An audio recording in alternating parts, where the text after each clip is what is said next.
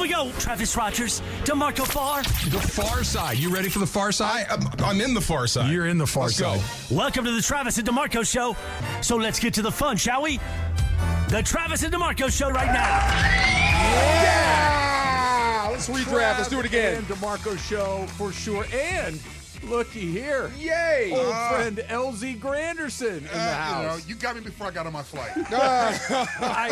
So when is the flight? I need to know how to schedule this thing out. You got me for a solid 15 to 30 minutes. I get to the dispensary after this. 15 to 30. Well, you got to. I like that. That's a good window. Michigan doesn't have dispensaries. Are they not up to the rest of us yet? Well, it's just that I don't want to have to fly there in the current state of mind that I'm in. Oh, I understand. Yes. I understand. The current state of mind I'm in is very frustrated about yesterday, so I need to take the pain away. Well, there's a lot to be frustrated. How you feeling, DeMarco? Great, man. I survived Disney. I survived all last week. I thought you were still here. I survived all last week. I am so happy. That was a hell of a lot for me. Mentally. You were double dip draft days. Double dip draft days. Lakers, Dodgers, Kings. Everything that we're about to talk about. And plus, a Disneyland trip. Plus a 10-year-old birthday. Oh, my gosh. And my 24-year-old daughter flipped out about graduation. Oh. All last week, all at the same time. And I'm still here on Monday. Temporarily flipped out or permanently flipped out? No, we talked her off the ledge. Yeah, She's cool. Yeah, she freaked out. What's the freak out about? So my daughter is basically 75% me. So she's very introspective in certain things. Okay. And when she feels pressure, she reacts weirdly sometimes. So in a nutshell, she found out there's going to be 30 people coming up to see her graduate. Okay. And is that too many or not enough? That's too many. Okay. 30 people on both sides of the family all coming together under one roof. So I can see why that'd be awful for her. A little all that bit. celebration, all that love and support. Does everybody bring a That's present? what I said. That's exactly what I said. And that's where we are now. Yeah. So yes, we're good. Look, we got 30 presents coming her way. Right. That's how I hear it. I said 30 envelopes. Way to go. 30 envelopes. I said 30 envelopes. Think By it that the way. Changed everything. That's got to be a top 5 moment in life. The envelope that gets handed to you. Hey, it's good to see you. It's like, oh, there we go. Oh, yeah. That's that envelope. I came from a broke family. my envelope had bills in it. Hey, these came in the mail for you. Then you give them. Then you go to another graduation and hand them off. Hey, look, my present to you are my bills. Oh my God! Wow. All right. So level of alarm. They're down 3-1. They had the lead late. They couldn't really get over that final hump. 19 points in the fourth quarter. Pretty rough turnover by LeBron. A foul by LeBron. A turnover review. But I also felt like LeBron was their best player in the fourth quarter. There's a lot going on in that. Listen, I want to start this conversation by saying the obvious. LeBron James is the GOAT. We're year 22, and we're still expecting this old-ass man to lead a team to a championship. This is 2025, and old. Travis just spent the entire opening focused in on the old man and not the 25-year-old that was brought in to be the superstar. Because they're only going to win if LeBron does it. Exactly, and that's why he's the GOAT. Yeah. And I don't care what you say about Jordan and the 6-0. No, wait. If you're 40, you got to get through this series to be the GOAT. No, you know you don't. You do. If you are 40 years old, yes, and for 2 decades, but we got to put GOATs. 2 decades. Our expectations are different. You can't go out 4-1 and be the GOAT. I don't care how you play. Well, you cannot go out 4-1. You can't go out in 5 games. Is there an NBA player who does not have a sweep or a 4-1 defeat on their resume? Probably not. No, probably not. Kobe got swept by the Spurs. But we're talking about. Am I right? We're talking about the GOAT. At whatever age, Jordan got swept by everybody until Pippen showed up. This is true. Am I right? No, you're so right. let's not you're make right. that the barometer. How about the fact that it's 2 decades and we still say, how come LeBron didn't do this? How come LeBron didn't do that? Here's what I know for I've sure. never seen anything like this. You're right. This is incredible, but you got to fight back. When that lead that the Lakers had, which, by the way, I thought they were really good. They never really panicked, which I want to give them credit for. Yep. What happened is they started getting tired, and then more tired, and then more tired, and then more tired. Shout out to you, JJ. Shout out to Nico Harrison. You only, well, all of you guys are right. Shout out to Nico. Here's where I kept landing, though. Get the ball to LeBron. Yeah. Get the ball to LeBron. And that, DeMarco, to me, was the part that we talked about this since they made the Luka trade. Who does it go to? Well, it was very obvious who it goes to. Yes. That every time it felt like there needed to be a moment where a good decision needed to be made, a bucket needs to be made. Shoot, he had another block on DiVincenzo that nearly, and by the way, Mike Breen, blocked by James. It's just like flashbacks all over again. He's the guy, and I'm not blaming him for this. No. He's the guy that if they're going to get back into this, Yep. if they're going to ultimately send this thing back to Minnesota, Yep. if they're going to shock the world and come back from 3-1, whole it's going to world. be because of LeBron. It's going to be him. It's going to have to be. Who else is it going to be? Yeah. You'd pray it's Luka, but I think we're still a couple of years away from that happening. Luka's not a complete player just yet. He's an offensive dynamo. Yes, he is. There's a problem with him on the other end. And here's the thing with the Lakers right now, and I feel sorry for JJ. You've got two holes out there defensively that you just can't cover up. You really can't. I don't think you can play defense the way you want to play defense, so that's going to be a problem. That's something you fix in the summer. But relying on LeBron James at this age, at this point in the season, is fine with me. He's a great player. You should lean on him. Luka should be the gravy to this. You hoped LeBron would be the gravy, right? You hope that That was Luka, the AD trade for him. right? But in reality, it's still the guy. Every time it comes down to it, I'm just speaking for myself. You guys tell me if you felt differently. It was no. Get it back to him. Yeah. That let him make the. I'm not saying he's got to take every shot, but I'm saying that it needs to start with him making the decisions. You know, the part, I agree with you 1,000%. And I think the part that we missed as a media, as we were talking about both the trade at the beginning and going into this series, is the fact that we're focusing on LeBron, but Minnesota feel a certain way about Luka too. Yeah. And we're starting to see that come out because Luka toyed with them a year ago, and we didn't talk about any of that heading to the series. knew that was coming. We talked about the size. We talked about, LeBron. We talked about home court advantage, Anthony. We talked about all of that. But what we didn't say is a bunch of those dudes over there don't like Luka for what happened last year and can't wait to get their hands on him. And we're seeing them touch him up a little bit. You're right. I forgot. I didn't know. They're getting their look back. Yeah. They're getting their look back. They're And getting then their look Austin back. Reeves is being tested in a way he wasn't tested a year ago. Can you imagine if they come here and end the series here in LA? They won't do that. How crazy! I don't think so either. They will not do that. I would run. The league won't let that I happen. would The run league right won't. to Anthony Yeah. Edwards and get that interview first, and just give me the raw. Tell me how you feel right now. I honestly believe the Lakers are not done for one reason. If they just get one more guy so that LeBron doesn't have to do everything for 3 quarters. This year?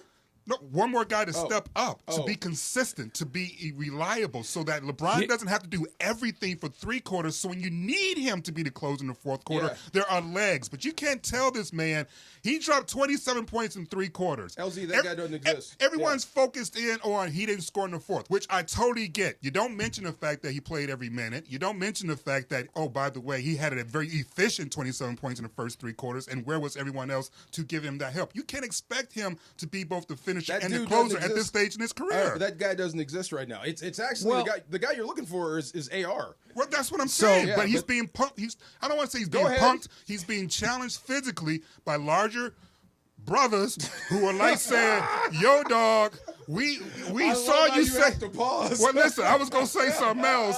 But Yes, we know. But I'm not Yeah. Paul Pierce. I knew what you were going to say. Listen. Somebody's got to do it, but it ain't gonna be me. It ain't gonna be me. You're getting on a plane in a half an hour. But you know what I'm saying, though, Yates. Listen, I know The exactly brothers what like you're going, saying. listen, all that yeah. Pistol Pete stuff they talking about. Yeah. Yeah. Let's put that over here for a But second. we can't because I that know. is very much part of the gravy we're talking about. I said this to you 2 months ago, month and a half ago. What? That when, hey, we got a big 3, I'm like, can we just hold on for a second? That LeBron and Luka are made men in this league. Yeah. Yes. Right? They Yes. LeBron is LeBron. Luka's been, I think, all NBA 5 times in 7. Yes. He's a made guy. Austin Reeves is a good player. Yes, There's he a is. mile of difference between those two things. And I think you're starting to see the difference right now, which is in a tight situation, which yesterday was, in a game where your best guys need to be your best guys, Right. he was not.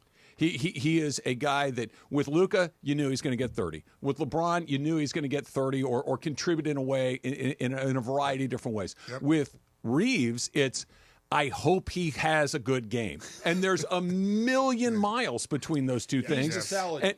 And you look at Ant, you knew he was going to show up. Like there are certain guys that no matter the pressure, no matter the circumstances, they're going to show up. And Austin Reeves showed up in the second half. He was a lot better in the second half than he was in the first, but here we are 4 games into the series, and there have been way more. Hey, dude, we're gonna let's go. Let's go. He's the Julius salad Randle dinner. is showing up. Julius Randle's doing things, and I think Austin Reeves is a different type of player. But if we're doing a draft, I'm taking Reeves before Randle. Not in this series because Randle's out there just knocking guys around. He's the salad before dinner. Even if it's good, you're still hungry. You know what I mean? Yeah. I think there's as much element too is that they got to be realistic about. Yeah. He has to play well for them to win. Right. It's not just the sort of ethereal concept of he might have a bad game. They can't on win the defensive end. unless he is one of the best players on the court. That's the actual thing I think was so strange about what's happened with JJ is that you're like, look, you're gonna have to figure something. If he's not playing well and you can't figure out another way to win, what is your entire bench even existing for? Zone defense. They got a zone. Somebody else needs to step up, right? Yeah. Rui had a pretty good game. Rui made some fantastic game. pretty big shots. You need more guys. It's not just they're the Get out of man. the We five. can't stay in front of them. But you know what? You are right. But the problem with that is that they have the guy who's made the most 3-pointers this season I'd rather waiting live for and them die to with play that. zone. I'd rather live and die so with that. it's a two-edged sword. I feel that for Austin Reeves, this is a moment very similar, not exactly, but very similar to when Kobe was basically telling him, Gasol's time to put your big boy pants on. Right. There's a moment where it's like going, dog, they're coming for you. Who are we talking to? Error? They're coming for you. They're hunting you. They don't think you're that guy. And he would say, "You don't think I know that?" And, no, of course he will. But you gotta change things. But you got to change something. You have to change your approach. You have to change your mentality. So he needs to change, not that they need to get a new body on those The guys. only thing you can There's do if no you're other him- way to get anybody in there. To start fouling like crazy and being that dude because they're going to keep coming at you. Or if he's not willing to, if he isn't able to do what he's used to doing with his game, then JJ needs to get creative in how he frees him up. Maybe that means instead of giving him the ball and letting him do his little work and making guys dance because they're not really dancing right now, maybe it's running him off screens. Maybe it's getting him to do pin downs. And then like you have to get more creative in terms of him having space to get his shot up because he can't get away from these long defenders. Which is what he had been able to do for the vast majority of the season. Exactly. When he was going crazy, he was able to create space and get his shots. Right. Now they got a 6'9" dude on him saying, bruh, I'm not going for no head fakes. I would show him Roots. Quick I show him every movie. Mississippi Burning. That's him. Go get him. Quick sidebar. I got to run out. Was the last time I saw you at the US Open? With Rena? With Serena? Yeah. Is that the last time I saw you in the flesh? There, right? A little bit of a flex there. Right. Serena? That's literally what I was Serena, US Open. Well, listen to Serena or Beyonce. I can't remember which that's what I'm saying. Like, icon I'm we were trying to with. think. Is that the last time we saw each other? I think it was. Because he started screaming at me from across the daggone thing. And I was like, who is yelling at me? It's LZ and his friends out here harassing that. folks. And I was Distinctive like, voice, you know it's you. I was like, I do, why yeah. are you screaming at me? It was funny. Can you do me a favor good to before see you get out of here? Yes, Do sir. the Kawhi thing live. I think it's so funny. Do it again, please. I want him to harmonize with himself. We're going to find it, and we're going What is to bring American it back. Idol? It is. It's American Idol. And by the way, the path back into this, you got to win Game 5 before you can do anything else. It's coming up next. LZ's here. Radio's Clinton Yates. Are you sticking around? I'll be back later in the hour. I got a meeting right now. All right. Oh, He's what's got- this, like a radio tease? Bingo bango. It's a life tease. It's all coming up. It's Trav DeMarco, 710 ESPN.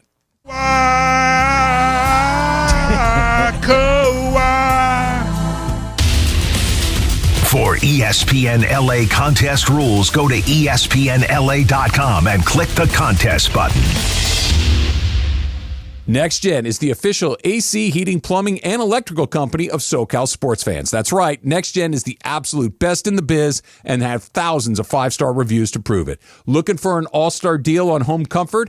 Call Next Gen. For just $14.99 a month, you'll score year-round coverage on all your heating, air conditioning, and plumbing needs. You heard that right. For just $14.99 a month, you'll experience year-round coverage and comfort. No unexpected timeouts, just total peace of mind.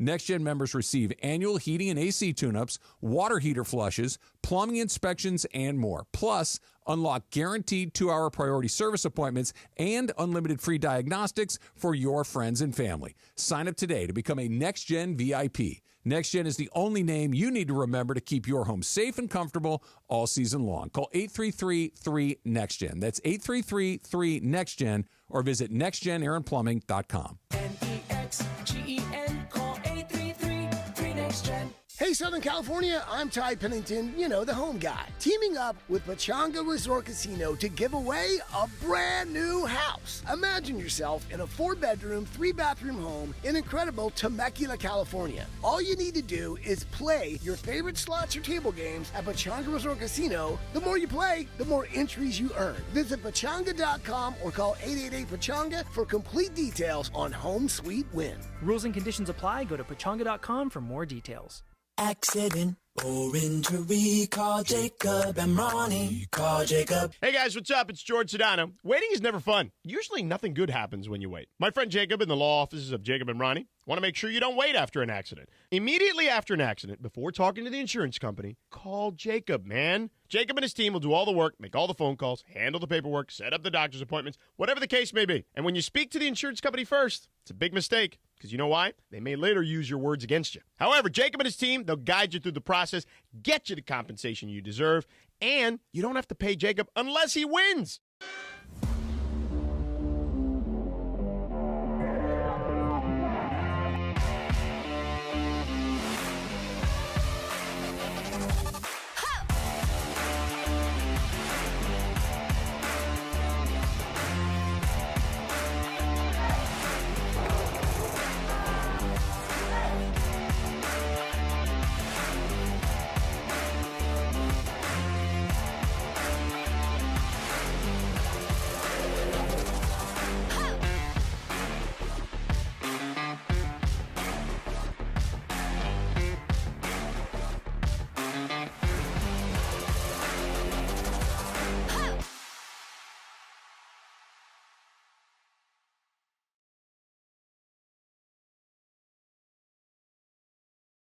$139. Evan Cohen here. Picking a place to build a life is a lot like selecting a draft pick. Make a decision that will set you up for long-term success. Pick Wisconsin. In Wisconsin, you'll find dynamic career opportunities, beautiful seasons, affordable living, and legendary weekends. From its high quality of life and great schools to its fine arts, culinary, and pro sports scenes, Wisconsin gives you so much to look forward to. That's why you should pick Wisconsin. Learn more about making Wisconsin your home. Visit pickwisconsin.com.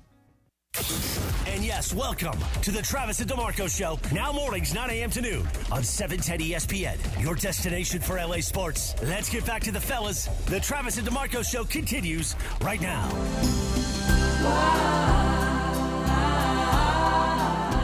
Fine. I usually get paid for this. Come on. All right, can I get that in a lower flat note, please? Wait, are they up 3-1 though? No, that's 2-2. 2-2. A dunk at the buzzer. Yes. A dunk at the buzzer. That's what he was saying too. Seriously? You look exactly like I thought you would look when you sang that. Thank you. That's what I wanted to see. You were all in. What were the circumstances? Why did I start singing Kawhi like that? Well, you changed the lyrics to the song. That's what you did. It was like a a parody song that you created, and then this was your. You probably got hurt again. I remember the I Sagano. think you think Exactly. Do one on Glasnow. I'm sorry. Oh. See, I was doing fine. I had come to grips with the fact that Paul Skenes just slit their throats on Friday night. Yeah, I got to go home. My throat hurts. I can't play today. I can't do radio show today. My throat's a little sore. Yeah. Dude. I'm sorry. Dude. What? That guy. I have a question here. What's with the carton of apples and oranges next to you? What's going on? It's food. I recognize that. You eat it. Is this a regular thing, or were you in a rush and so? No, he is a clean eater. I haven't. What does that mean? I'm nasty. I was meatless for almost 3 years, and I broke the streak. Last week? Yeah, the last 2 weekends ago. I had Korean barbecue because it was so good, and it was a friend's party. But I've been meatless for almost 3 years. Wait, you went 3 years with no meat? Correct. Had a piece of meat and you were good? Yeah. Your body wasn't I had a like, lot what is that this? night. It was weird. Okay. It was I felt a little different the next day, but I was fine. I'll tell you what blew me up. One slice of cheese blew me up. Well, Absolutely. Your Dude, body processing that can do a lot of weird things if it hasn't had to process it in a what day while. was that? Was that Thursday? It was at the draft. Was so it? on the way home at night, this is after I left Cap and Sedano, I had to stop at a 7-Eleven. Lord, sweet Jesus. And beg the guy. Yeah, 7-Eleven's not so, at all. Where were you? What part of the city were you in? Random spot. There's a clean one? No. I kind of know where he lives, and I know where to go on every exit between here and my I house. was in Van Nuys.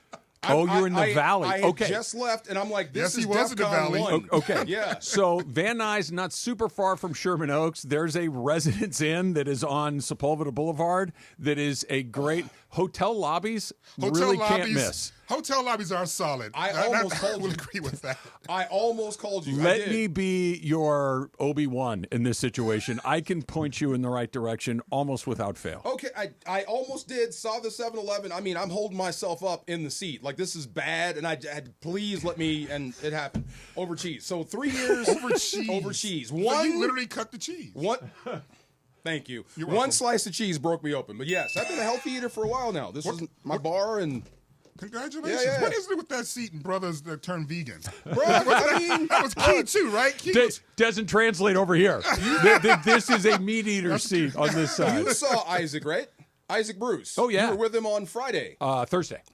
Yeah. He looks exactly the same as he did He looks when we amazing. were rookies. Yes. He looked amazing. Right. And he is my biggest critic, but in a brotherly way. He'll look at me and go, like, come on, dude. I tried to get him going on you. Yeah. Wouldn't do it. That's my guy. He won't know. break. Yeah. I know. That's my dude. We've been together. We've been through everything together. We actually predicted the Super Bowl after our rookie year. We said we were going to have the lowest rated Super Bowl of all time because we don't care about what other people think. We want to win for us, and we predicted that, called that. We were teammates all through the fire. So I'm not shocked he didn't give up the goat about anything funny, and there's plenty. Okay, Yeah. There's plenty. I believe. That I believe. Not that networks care or leagues care about ratings at all. I think this is the Lakers' secret weapon going into Game 5. They want to keep the Lakers around for as long as possible if they can do it without it getting a little weird, and I think they can, and I think they will. That being said, winning Game 5 extends this. It's the Game 6, and there's no guarantee that they win Game 5, right? Right. Minnesota might just be better than the Lakers.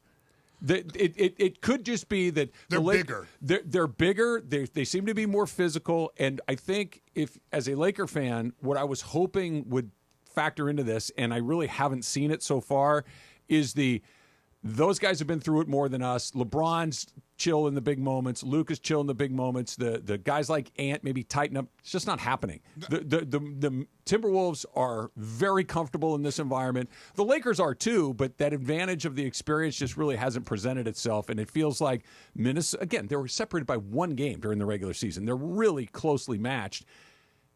It just feels like they might be a little better. They're bigger. And I think, we got so caught up with analytics, and small ball and the three-point shot.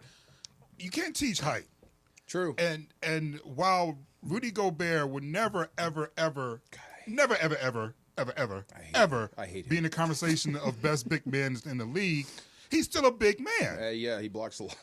He's in the way. He's a in problem. the way. Yes. And so, I look at the Lakers, and this is going to sound ridiculous, I know, but we haven't replaced Dwight Howard, and that has literally been the issue since 2020. We haven't had a big, able body hold down the center and take up space like a Rudy Gobert. Right. Anthony Davis was literally complaining about it, and we shipped his ass out. I'm not mad about it, but it's that hunger that we need. We need that big, hungry, big man to just wreak havoc for us. Could Dwight still be here?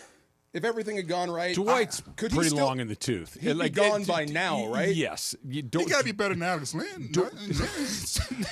Well, maybe. No doubt, but 100%. I'm just like, if it all played out the right way, could he still actually be here? I want to go Maybe. back to Yeah. what you said. DeMarco, you and I were talking about this before the show. I understand that analytics have taken over every sport / ruined every sport. That sometimes a really good 2 is the best option. That it seemed to me that there were countless times where whether it was LeBron, whether it was Luka, whether it was AR, whether it was Vanderbilt, whoever it is, they have a really good look at a short shot, if not a layup, and yet it leads to 3 more kick passes around the perimeter so you can get a mildly contested 3, which may or may not go down. A couple of really good looks at some 2s. I do not understand it. 3s, I get the math of it all, but when I got a chance to just drop it in the damn basket, put it in the basket, this search for the perfect shot is infuriating. Trying to get too cute. Yeah, I heard this from a coach. You're trying to outthink Naismith. You shouldn't do that. Just take what's there. I get you. But, I mean, 3s will beat 2s, and JJ said when he took the job, I want to see more 3s. So this is how they've always been. I know. I wish you could change course now, but this is who they are, and this is what they do. I'm not saying that you don't want to look for good 3s. Yeah. I get it. But when you have borderline sure thing 2s, let's take some 2s. Hey, do you know who took those 2s? Steph. Yeah. Steph Curry, the greatest shooter of all time, will 2 you to death. Yeah, and your guy, Kawhi will 2 you to death. Yep. I wanted DeMar DeRozan, and people laughed at me. He can't shoot 3s. But he can 2 you to death. He will 2 you to death. He will 2 you to death. Isn't the idea to score points? Whether they comes in 2s or 3s, we want to score points. And look, I get it. You can shoot for – I understand the math, and I'm not saying that you don't. But you look at some of these things. So the Lakers have opportunities for 2-on-1s, 3-on-2s, and everybody's running to the corner, and no one's just going up there and finishing at the rim or filling those lanes. And I know that's old, but golly, man. But it's not just old, Travis. It's also the reason why we fell in love with the league. And this is the thing that when you talk about, whether or not there are too many 3s being shot, I don't care about the number of 3s being shot. What I care about is the drama at the rim being missed. Oh, yeah. The opportunities for Anthony Edwards to dunk on somebody. I like guys getting bashed on. Or look at Kyrie's basket, what's in his bag when he gets in there and finishes left or right. We're missing out on those dynamic moments and points of contact at basketball, and we're summing those out for 3s that doesn't have any level of physicality. So I get why the old heads say the game is soft, because you don't have that drama in the paint the way you used to. Yeah. I would love to see Bron kick it old school and just stay down there and not shoot a single 3 and say, I'm going to punish you. We're seeing what you want to see is just coming the other way. That's the problem. Yeah. We're seeing it's just coming that way. Right, because they're bigger. Right. Julius is hurting people. Yes. I understand that he's got to conserve his energy a little bit, but LeBron is playing 1,000,000 minutes. All the Lakers are playing 1,000,000 minutes. I still think, I'm a broken record on this. I'm going to say it again. LeBron with speed going to the basket is the most undefendable thing I've seen in this league in God knows how long. Yes. Go to the rim with speed. Try to finish at the rim. Get physical. Go, and I'm not saying that he's afraid of it. It's just this constant search for the 3, the corner 3, the wide. Let's get some. But you got to get your guys at the going. Rim. You got to get your guys going, and if that's their shot, that's their shot. But how many times have we seen LeBron say, "Okay, I'm not worried about getting any of you going now. I'll do it." I get it, but he's 40. I know. But look, we got to stop he's our saying best that with chance. Him. He's a great player. We got to stop talking about his age and just expecting him to be who he is. He's LeBron. If they're going to get over this series, his name is going to be all over this. So it shouldn't be LeBron has to do this at his age. It's LeBron. He's a superstar. This is what we expect of superstars. I get that, but you also have to recognize they didn't ask Tom Brady to run the option and then run. No, but they expected him to do his job. You got to throw to the open guy, and sometimes you got to throw people open. So, and we didn't talk about his age then. I get you. I'm with you. I get you. That's only one thing. There's 2 things I would like to see JJ try. Yeah. One, a different pattern in terms of substitutions. Be nice. And then 2, give that kid a shot. Who? Connect. And this is why. Bro, you're getting worse on defense. This is why. Man, he's worse than the cone. When the Detroit Pistons were down 3-1 against the Orlando Magic, and Tracy McGrady was doing whatever he wanted, however he wanted, and their backs were against the wall, their coach, Larry Brown, said, I'm going to try the rookie. And he put in Tayshaun Prince. And Tayshaun was a problem offensively, but he did his best on defense, and they won that series because Tayshaun was the Tracy McGrady stopper. So I get it. Dalton Knecht is not a great defender, at all, but we know he can put the ball in the basket. Just you might have to. See if he's hot. You might have to. Give him 10 minutes, and if he knocks down 3 jumpers, you might have something. Yeah. That's part of my prayers at night, by the way, is God, please make me 7'2" just for one night. You're a little late. You need some more oranges. Give me a 10-day contract just once so I can play against Rudy Gobert. I will take care of You Rudy Gobert. can't stand Can't Gobert. stand Rudy Why? Gobert. You hate croissants? He's in the same Little vein butter's as pretty Joakim Noah. Remember that guy? Yeah. He's in the way. He drives me nuts. Who was the bruise? Varejao. Anderson Varejao. Another dude. He's Did you always just compare in the Joakim way. Noah, a 2-time NCAA champion and multi-time All-Star, to Okay, no, give me a breakdown of his Sideshow offensive Bob. game. who's? Noah. You know, he does stuff. That's what I'm saying. Right. He's He in the does way. stuff. Now give me Gobert. He does stuff. No, Gobert doesn't do stuff. Gobert literally doesn't do Catches anything. lobs, God. that's about it. Just one the game, I'll connecting take is care of it. interesting to me Yes. because if you just do what they've been doing again and you lose, it's like, dude, what did you expect? You ran it 5 times, you lost 4 times. At some point, you got to throw a different punch. You might leave your chin open and take one, but at least we're trying something a little bit different. You put him on, you'll give up 140. They might. Yeah. They might. They might, but they might You score might score 150. You may score 135. They might. All you need to do is make sure that when Bron is sitting down, or Luka's sitting down, that there's still an outside threat they have to respect. There's a reason that a NBA team had not played 5 guys for an entire half in a playoff game in 30 years. There's a reason that stat was thrown around No last doubt. night. It's because it's a terrible idea. This does point to JJ a lot. I mean, Yeah. what does JJ do to get out of this? And this is where I think his youth as a coach will come into play and be exposed a little bit. I wonder if I don't know what Pop would do. I with wonder this if it's roster. the Stan Van Gundy thing. You know, when JJ was drafted, I think it was like 11th or 12th overall. He went to Orlando when Stan Van Gundy was there, and they had Dwight and Jameer Nelson. They were, a championship kind of caliber team. And JJ didn't play. And he didn't play because of defense. We all know he could shoot. But Stan Van Gundy was very, very adamant that he wouldn't be on the court unless he could play defense. And that's just kind of Stan's kind of mantra. His And thing. if you think about Coach K, Coach K is very similar. So I just wonder how much of this is how he understood basketball point. from both Coach K and well as Stan Van Gundy. So we don't see Dalton Knecht because guess what? He was a Dalton Knecht. He was a great shooter who couldn't play defense, and his coach didn't let him play, particularly in the playoffs, very similarly handled. I don't know if it's wrong, his approach, because he won 50 games as a rookie. But I do know that he has to be able to adjust. That's it. And whether there's an adjustment to be made, we'll find out in Game 5. I think it could be more, hey, why aren't you doing this? It could just be because I know what the other thing is, and it's worse. Right. And if maybe you ttry it just to try it, but there are not a lot of moves on the chessboard for him to try that he hasn't tried. Or maybe there is, and that's what I don't know. Would Greg Popovich know what to do? Would Steve Kerr know what to do at this point? Well, I think is there anything to do? What is the question? Right. What we know about Steve Kerr as well as Greg Popovich, and Kerr probably learned this for Popovich, considering he was his player at one point in time, won a chip with him, is that he's willing to try something different. Okay. Pop will sit every starter down if they're not looking right and put in all subs and shake things up. Steve Kerr has done similar things, just inserted random people in the starting lineup to shake things up, and it's worked out. Now we need to see if JJ's willing and trust his gut to say, you know what, we've been starting Hachimura and blah, blah, blah, blah, blah, and it's been great, but we're down 3-1. We need to try anything else. Are you going to the dispensary? Oh, yes, sir. All right. Enjoy your dispensary. Try one of these orange. Try one of these apples. I don't want to mess up my high with your health. Come back more. And if they pull a rabbit out of their hat, we're calling you. Okay, naturally skinny. Yeah. I am not naturally skinny. I work hard for this crack. Thanks, LZ. Thank you. I wonder if this isn't so much of a coaching thing as it is a roster thing. That's coming up next. It's Travis DeMarco, 710 ESPN.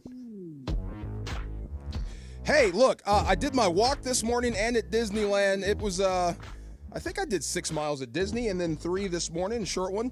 And guess what? I didn't worry about chafing anymore. And let me tell you how not to worry about chafing if you're a guy that worries about chafe like I used to.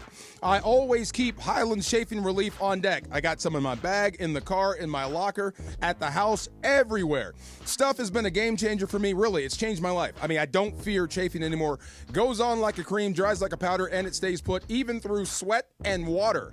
no greasy mess. And I can't stand that when you put something on and you have that greasy feeling all day. Even when you take a shower, you can't get it off. Not with Highlands. Good stuff. Just all-day protection. Even if you've got some chafing, like I said, you are not alone, fellas.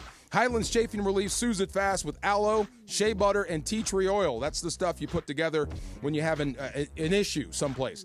Just make you feel better, trust me. So whether you're running, riding, hiking, or just dealing with the heat, which is coming soon, Highlands Chafing Relief has your back and your thighs and your arms. You get the idea. So you shouldn't have to stop doing what you love just because of chafing, really.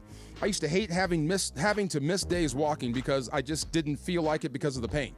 Grab Highlands Chafing Relief and feel the difference. Available today at Walmart and Target.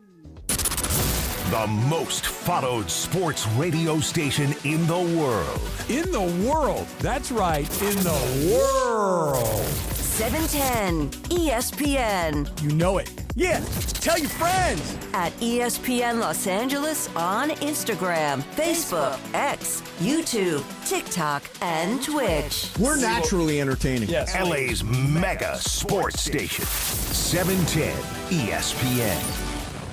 Don't navigate the legal system alone. Hey, it's Travis. At the personal injury law offices of Joseph S. Normand, they will fight tirelessly to get you the max compensation you deserve. Joe and his team understand the emotional and financial toll that an injury can take on you and your life. Call 213-747-2000 or visit normandlegal.com. The law offices of Joseph S. Normand have helped thousands of people like you recover millions of dollars in settlements and verdicts. Visit normandlegal.com or call 213-747-2000. Your recovery is their priority. Ready for a delicious escape? The New Islands Restaurant's $10 protein bowls are your ticket. Packed with over 40 grams of protein and stacked with fresh ingredients. They're only here for a limited time, so enjoy one today. Visit islandsrestaurants.com.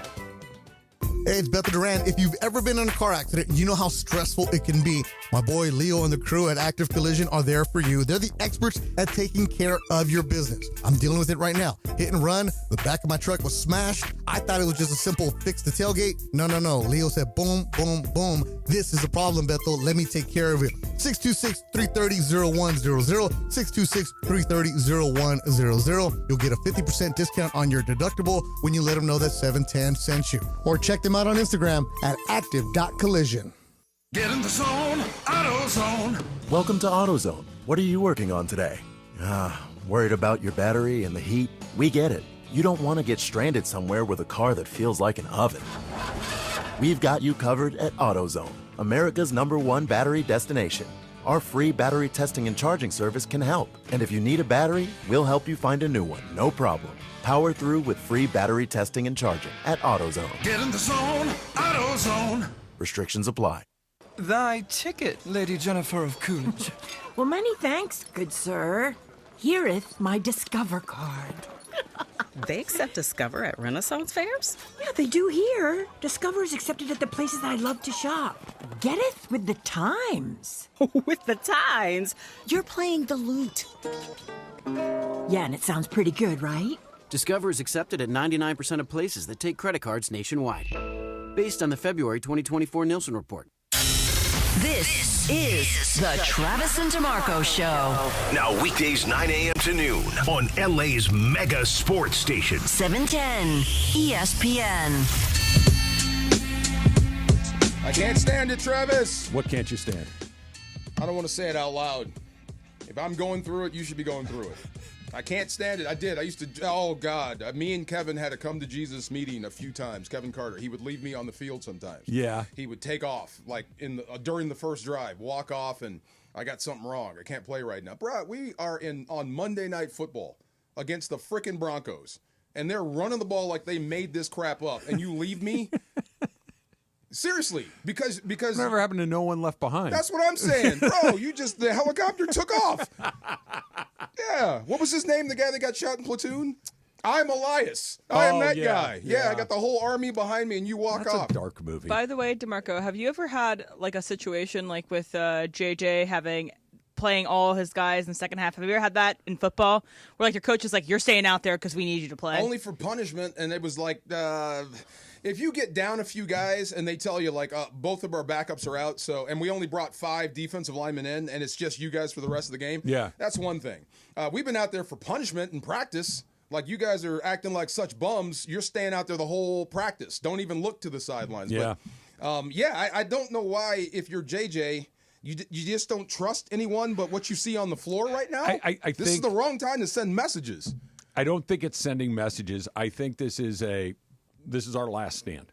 And I'm trying to put myself inside JJ's mind right here. I got to win.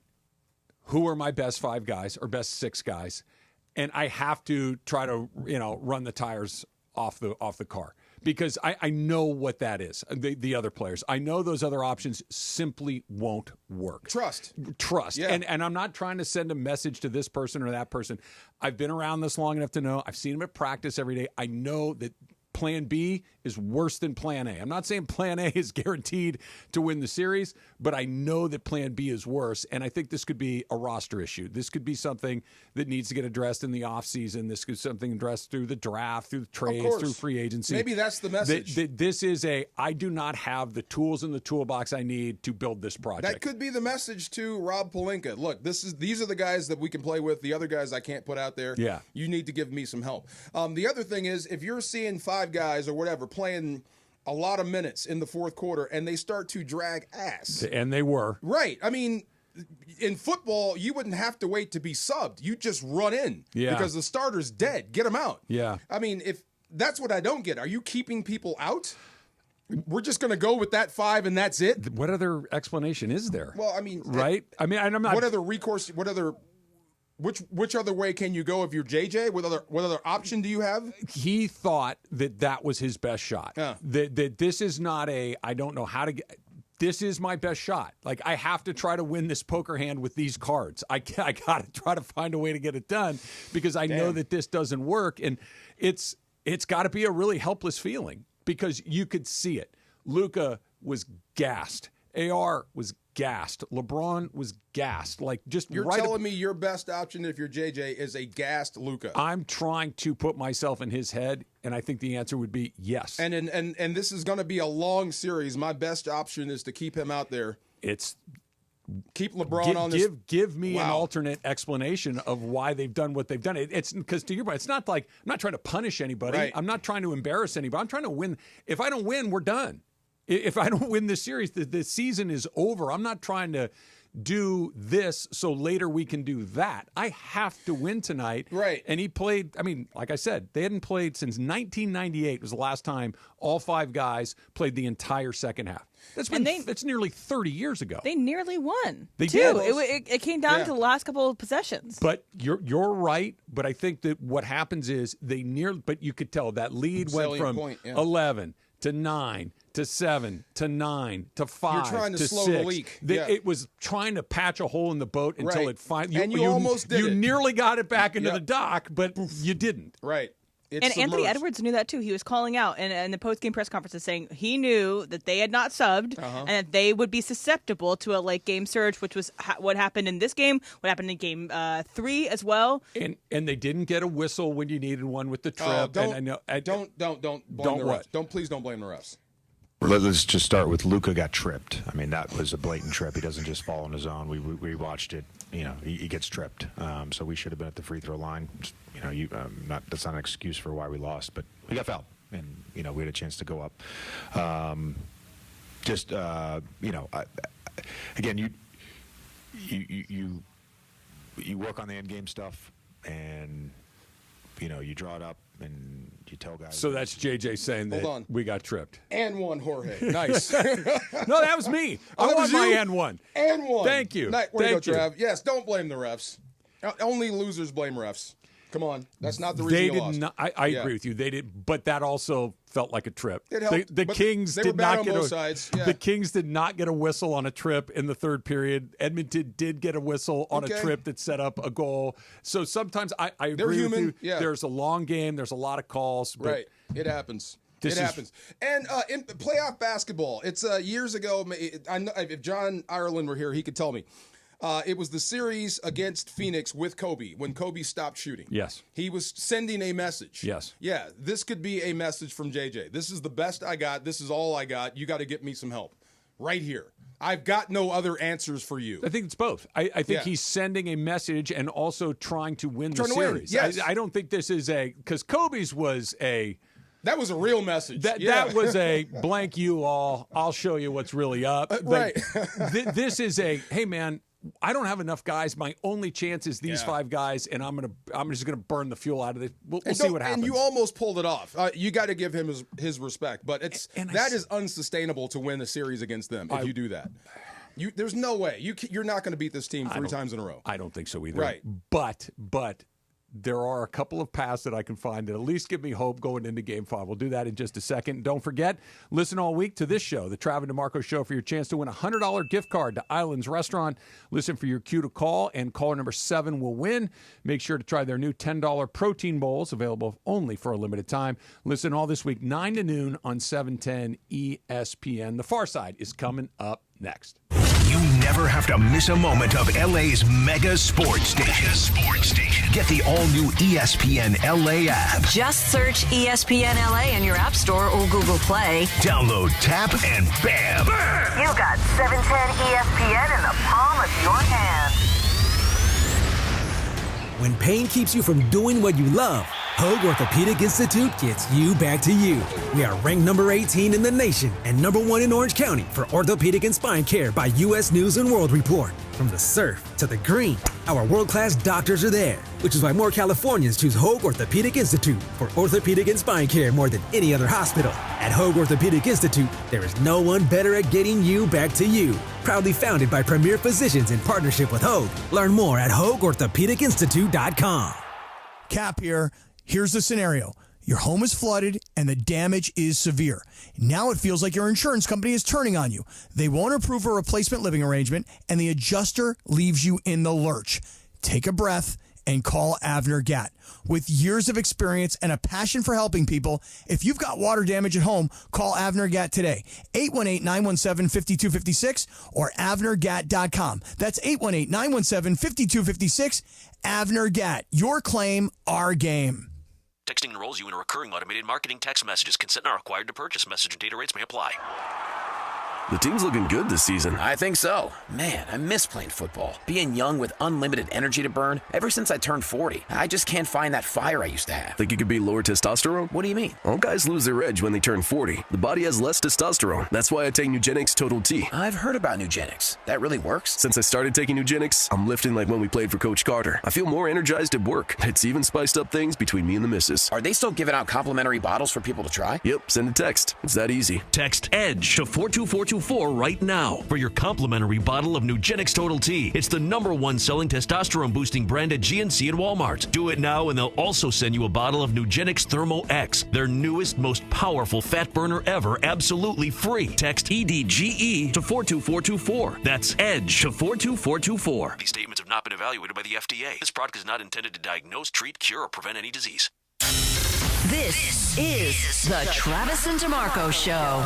Now weekdays 9 a.m. to noon on LA's mega sports station. 710 ESPN. You unlock this door with a key of imagination. Beyond it is another dimension. A dimension of sound, a dimension of sight, a dimension of mind. You're moving into the land of shadow and substance, of things and ideas. You've crossed over into the far side. I'm in the far side. You're in the far side. It is the middle ground between light and shadow. Do you know what helped? 4 or 5 hour ride. I jumped in the ocean. It helped. Between science and superstition. I gotta feel quick. I gotta feel quick. I gotta feel fast. I want to feel naked out there. And it lies between the pit of man's fears and the summit of his knowledge. The far side. All right, I got to show you these grays at some point that Isaac brought up, and me saying I want to feel naked. That's the reason. That's the same thing. I like to feel loose and free when I play or practice. Okay. Yeah, the shorts, they would give us the grays to put under the shorts, the Rams shorts. The grays are like tights almost? They're not tights. They're like cotton. Okay. Yeah, they're cotton and they're a little snug. Yes. They're like undergarments. Yes. So when like boxer briefs a little bit? A little bit thicker than that. Okay. So you'd wear them under, like, over your jock strap. Yes. Under your shorts. It was like that middle point thing. Got it. So the shorts, and this is me feeling short. The shorts always made me feel short. Okay. Because I'd have the big wide shorts because I got a big butt. Yeah. But they were too damn long. They're for a guy that's 6'5". So I got these shorts on that come down to my knees, and I feel like I look like a little kid. Okay. So every time I walk by the mirror, I'm like, dang, I look like I'm 5'2". You know, so I'm not wearing these damn shorts. You're the biggest man with a short man complex I've ever met in my life. It's a thing. When people call you undersized, it just gets in your head. So every time, and we had these big mirrors in the weight room leading to the field. So every time I'd walk through, everybody takes a look to see how they look. I'm like, man, I look like I'm 5'1". Take off these damn shorts. I'm going with the grays. Just straight grays. I feel 6'5" now.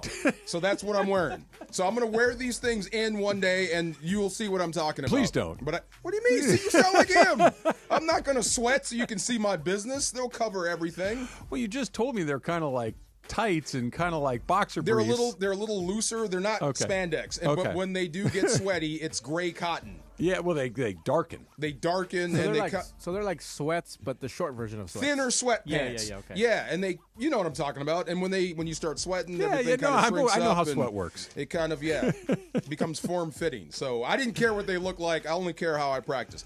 The draft was outstanding from the Air Force Base, and I'm so proud. I'm happy with what the team did. Anybody? Oh yeah, we're going to do that coming up in about 10 minutes. Getting into the Arch Manning business. Oh yeah. You've been saying that for over a year now. That's just me kidding around, but I do have to shout out a few people if I can. There was Eric Scott, that was the tall, bald captain. Okay, so cool, really nice guy, super professional. Toured us around the whole place. I got to go in and out of helicopters, talk to these guys, and they're just like us. They could do a radio show, but when you talk to them about their business and being in the air and going over the Palisades fire, they're all firemen at heart. They wanted to get down there and help, and then they get the call to come back. And I'm like, did you get some pushback on that? They're like, oh, absolutely, but it's not safe. So all those guys, he was one. There was he's short and squatty. I have to put that in there. He stands out. He's a black pilot. Okay. And turns out he's only the second black pilot ever in Los Angeles. Wow. In the fire department. In the fire department. Wow. Period. I think it might be period, end of story, not just the fire department. Oh, wow. Right. So it was awesome. His name is J.J. Johnson. Great dude. Used to be a running back. So named J.J. Johnson. You got to be a running back. That's what I said. They call him Triple J? Yeah. I should have. J.J. Johnson's not going to be a punter or a middle linebacker. He's going to be a wide receiver or running back. Well, Aubrey Pleasant, the Rams DB coach, tried to convert him to safety. I'm like, maybe defensive guys, but he's a great dude. And I said, show me some pictures, and he did, of him playing football. Now I need video pictures. Right? How did this carry end? Right. Yeah, this looks like a home run, but it could have been like a 1-yard loss. Who knows? The chief, Brent Willis, was awesome. Captain Brandon Rudy, who's the head coach of the building, was awesome, and pilot Joel Smith. That was the guy that actually let me sit in the helicopter. The picture I put out. Yeah. As he's doing his check. Like his systems check to get this thing off the ground. Sure. So we were in there for a good 20 minutes, and he's going through all these knobs and switches, and he's got to know everything. And I told Sean McVay right after, I said, I am super impressed by you and the stuff you can do. You are a football genius. You don't even come close to this guy. Right. To get this thing up and to keep it in the air. It's amazing what they do. You put your finger on something that's always made me a little uneasy, and I'm a little bit of an uneasy flyer. Mm-hmm. I'll do it, but I don't love it. I'll get on the plane, and I just kind of close my eyes, cross my fingers, and when we land, I'm like, yeah, what was I worried about? When you go onto an airplane, and just like you were saying with these helicopters, and before you hook your right turn to go back to your seat, what's to the left? The cockpit, right? Right. And what is the cockpit doors usually open as you're getting on or off that airplane, yes? Yes. The amount of buttons and switches and levers and monitors, and there's literally hundreds of little dials and things. I'm like, nobody can remember pedals, what sticks. all of those things are supposed to do. Like, if you said to me there was the yoke and the pedals and one little knob to turn, that's 5 things we can There's 500 little knobs and switches in there. I don't know how anybody ever is able to keep all of that straight. It's crazy. And we were out there, and it was I think it's Helicopter 3 that's about to be replaced. They replace them every 18 years. So this one was 18 years old. It's about to go. It's the same helicopter that the Pope traveled in. Oh. The same make and model, whatever. This one's made for rescue. That one's made for Pope travel. But just listening to these guys, and he was like, so we were walking out, and this helicopter is not moving. It's not even on. Like, just no one put the key in and turned it. Okay. Just saying. We walked out like we were like an episode of MASH. We were ducked down. And he's like, what are you guys ducking down for? I'm like, isn't that what you're supposed to do? Isn't the rotor like 12 feet in the air, too? Never going to touch you, and that's what he said. He says, this will never touch you. You could stand in front of it while it's going. It won't touch you. You have to pitch it forward, and maybe it'll, like, cut your head off. He goes, this one won't hurt you. That one will. The smaller one. Oh, yeah. Yeah, when that one goes on, you want to duck and be on the ground. And he also said the one that is bigger, it keeps 2,800 pounds of water. Oh, wow. That's the one that sucks up your pool Sure. or water. Those rotors are so hard, it could knock us over. They can't use that. They don't want to use it for pools because it'll knock your house down. Oh, wow. That's how powerful these things are. All these guys, and I saw a pilot land one and make the helicopter go backwards on the ground. Yeah, that's always a weird deal. Blew my mind. That's like when you can just make gravity disappear. That's a very unsettling thing to see. But it was awesome. The whole week was awesome. I don't know if I could tell you how big of a deal it was for the Rams to have their draft house there. That was an active firehouse.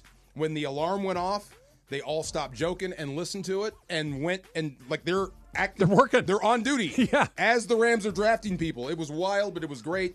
All professional, all told, great weekend, special. I want to talk about the players that they picked. I want to talk about Shedeur coming up in just a little bit, but I'm going to take 30 seconds here.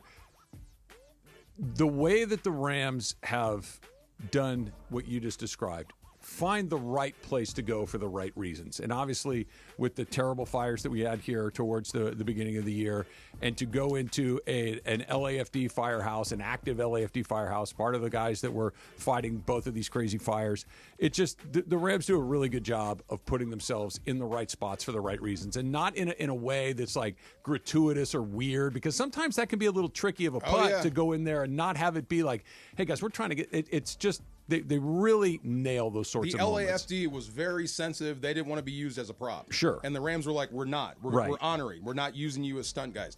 But I'll say this. It was very smart on the Rams' perspective, the optics of it, because of what's happened with the fires and people losing their houses. Mm-hmm. How in the hell can you go to another house and do a draft house? Yeah. You can't do that. That doesn't make sense. No, So they got it right. These hats went nuts. It makes sense. We wound up in Van Nuys for the draft, and it was absolutely awesome. And they picked up 3 offensive players, 3 Yeah. defensive players, and, of course, the story of the draft was a guy that went in the 5th round. It's all coming up next. It's Travis DeMarco, 710 ESPN. LA's mega sports station. 710 ESPN. Pool season starts when I say so. So if wearing floaties to brunch is wrong, then I don't want to be right. Now your top reasons to visit Morongo. It's Oasis pool season for everyone. Grab a cabana and hit the lazy river at the best pool in SoCal. Number 2. Whether you're sinking threes or grand slamming it, just come for the pitchers of beer at Sideline Sports Bar. And the number 1 reason. Fog Hat, live May 22nd. Get tickets now. Morongo, good times. Don't navigate the legal system alone. Hey, it's Travis. At the personal injury law offices of Joseph S. Normand, they will fight tirelessly to get you the max compensation you deserve. Joe and his team understand the emotional and financial toll that an injury can take on you and your life. Call 213-747-2000 or visit normandlegal.com. The law offices of Joseph S. Normand have helped thousands of people like you recover millions of dollars in settlements and verdicts. Visit normandlegal.com or call 213-747-2000. Your recovery is their priority. Lakers fans, here's your chance to experience Lakers basketball live during the playoffs. You still have time to secure your seat with Lakers Ticket Exchange, the official resale marketplace of your Los Angeles Lakers. Your ticket purchase is 100% verified and secured with Lakers Ticket Exchange. Go to Lakers.com/ticket exchange on your computer or mobile device to find your seats, and you are set. That's Lakers.com/ticket exchange. And go purple and gold. Hey, LA, let's talk trash. Food waste, that is. Tossing your food scraps in the regular trash sends them to landfills where they release harmful gases like methane. Fight global warming by simply sorting your food scraps and placing them in your green bin. It's quick, it's easy, it helps protect our planet. Ready to do your part? Visit cleanla.com or call 888-CLEAN-LA for more tips. This message funded by Cal Recycle. The biggest show on the radio. Mason and Ireland on 710. You know we can all hear that, right? Yes. Why do you type so hard? Okay, I want people to hear how much work I'm doing. That doesn't surprise anyone. I want who knows everybody you. to know that I'm constant.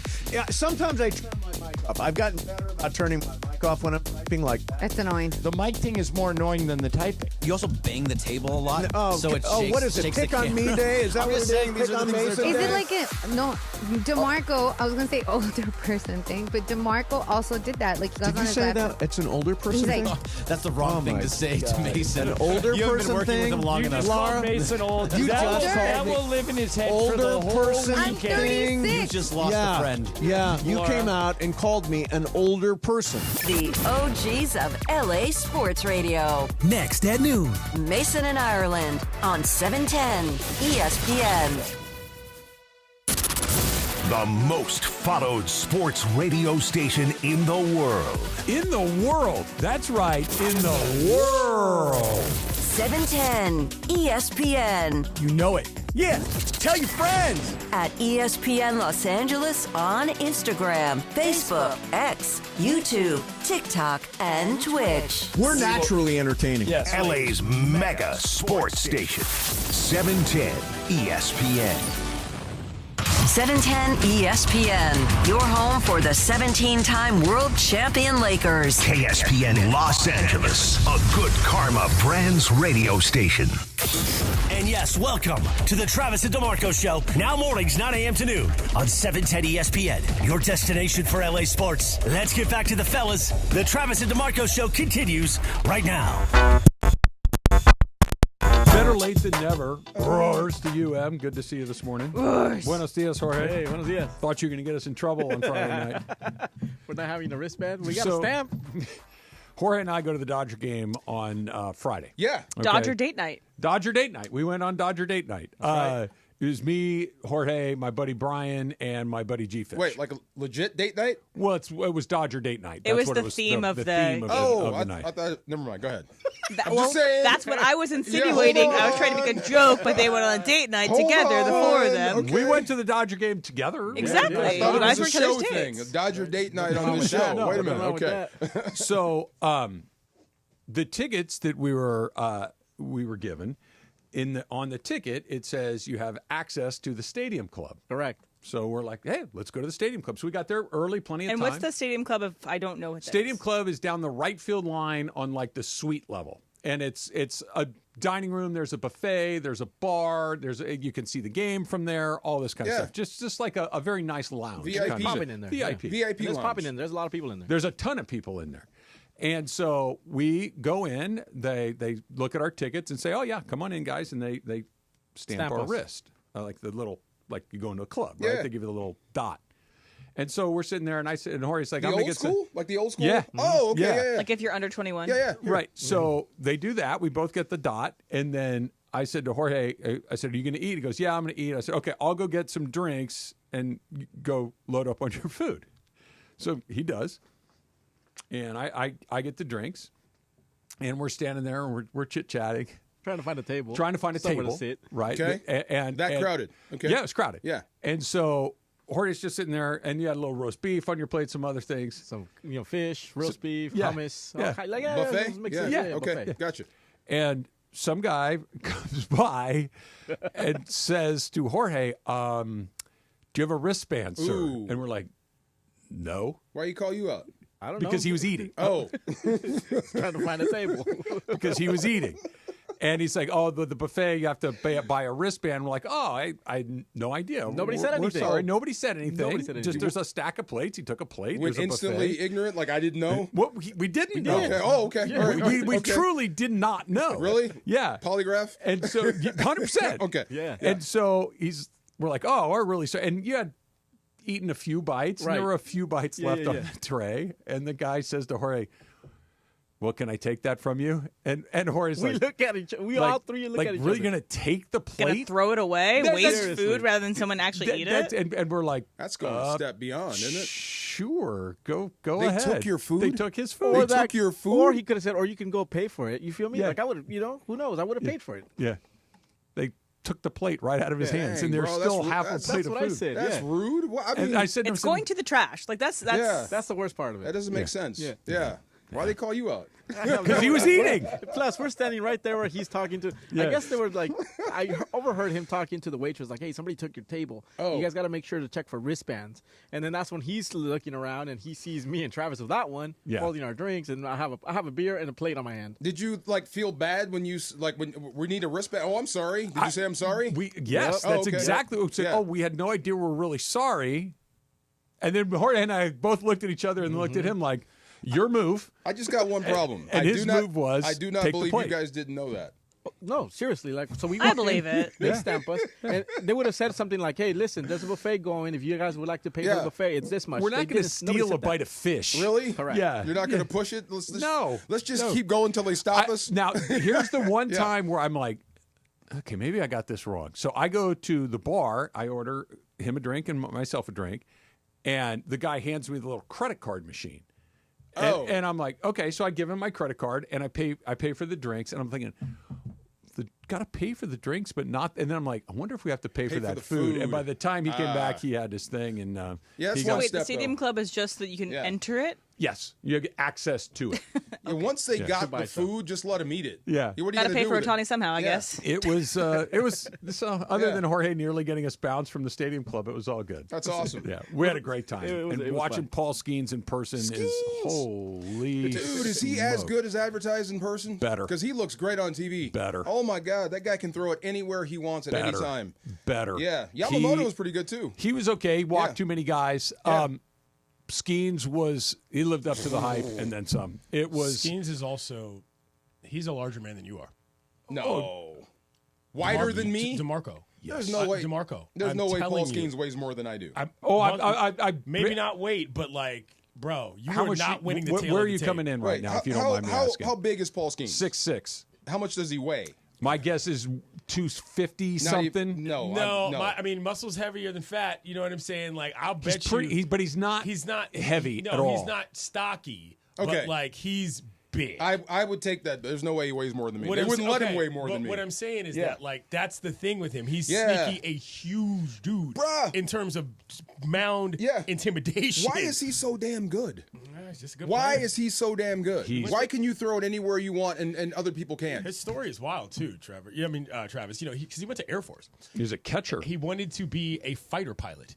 And they He's were too like, big. dude, you're too big. You cannot fit in the planes. End of story. Yeah. And then he ended up going to LSU. I first saw him in Omaha, and everybody was like, who is this dude? Yeah. You know what I'm saying? Like, he would walk around in the lobby, because there's one main hotel where sort of all the teams, most of the teams stay. This guy would walk, he was a head He's taller 6'6". than, He doesn't look like a yeah. baseball player. No. He looks like something like a wrestler almost. Yeah. Just how big he is. He looks like Parker in the face, though. A little bit. He does. He does. Yeah. He's got unbelievable command. Yeah. He's incredibly competitive. He pounds the strike zone. He doesn't walk the part anybody. I like the most. Yeah. And he's a dog. He just comes at people. Otani, I'm coming at you. Betts, I'm coming at you. Freeman, I'm coming at you. Future Dodger? He's a future something. He's a future something. Yeah, Okay. that's for sure. Won't be a pirate. Yeah. It was really something extraordinary. It's funny, a couple of the last Dodger games I've been to had weird moments where the opposition had something I went, that was pretty awesome. 6'6", 247. Woo, that's the a tight end. game-ending That's triple what I'm play. saying. That's a tight end, yeah. Game-ending triple play on that Padres game where you're Sure. like, what in the That- world? that was awesome, that was actually. like, that was awesome. And then Skenes just absolutely put Dominant. himself as the best pitcher on the planet. He was amazing. He's fun to the watch. Dodgers had no answer for him. And they won the next two games, so it made it a little more No panic? palatable. No panic? Not Everything's okay? Not everything, but Okay. most things. They've played poorly for a better part of a month. They're 10-10 in their last 20 games. They're a half game out of first place, and they've got the third most wins in baseball. They're fine.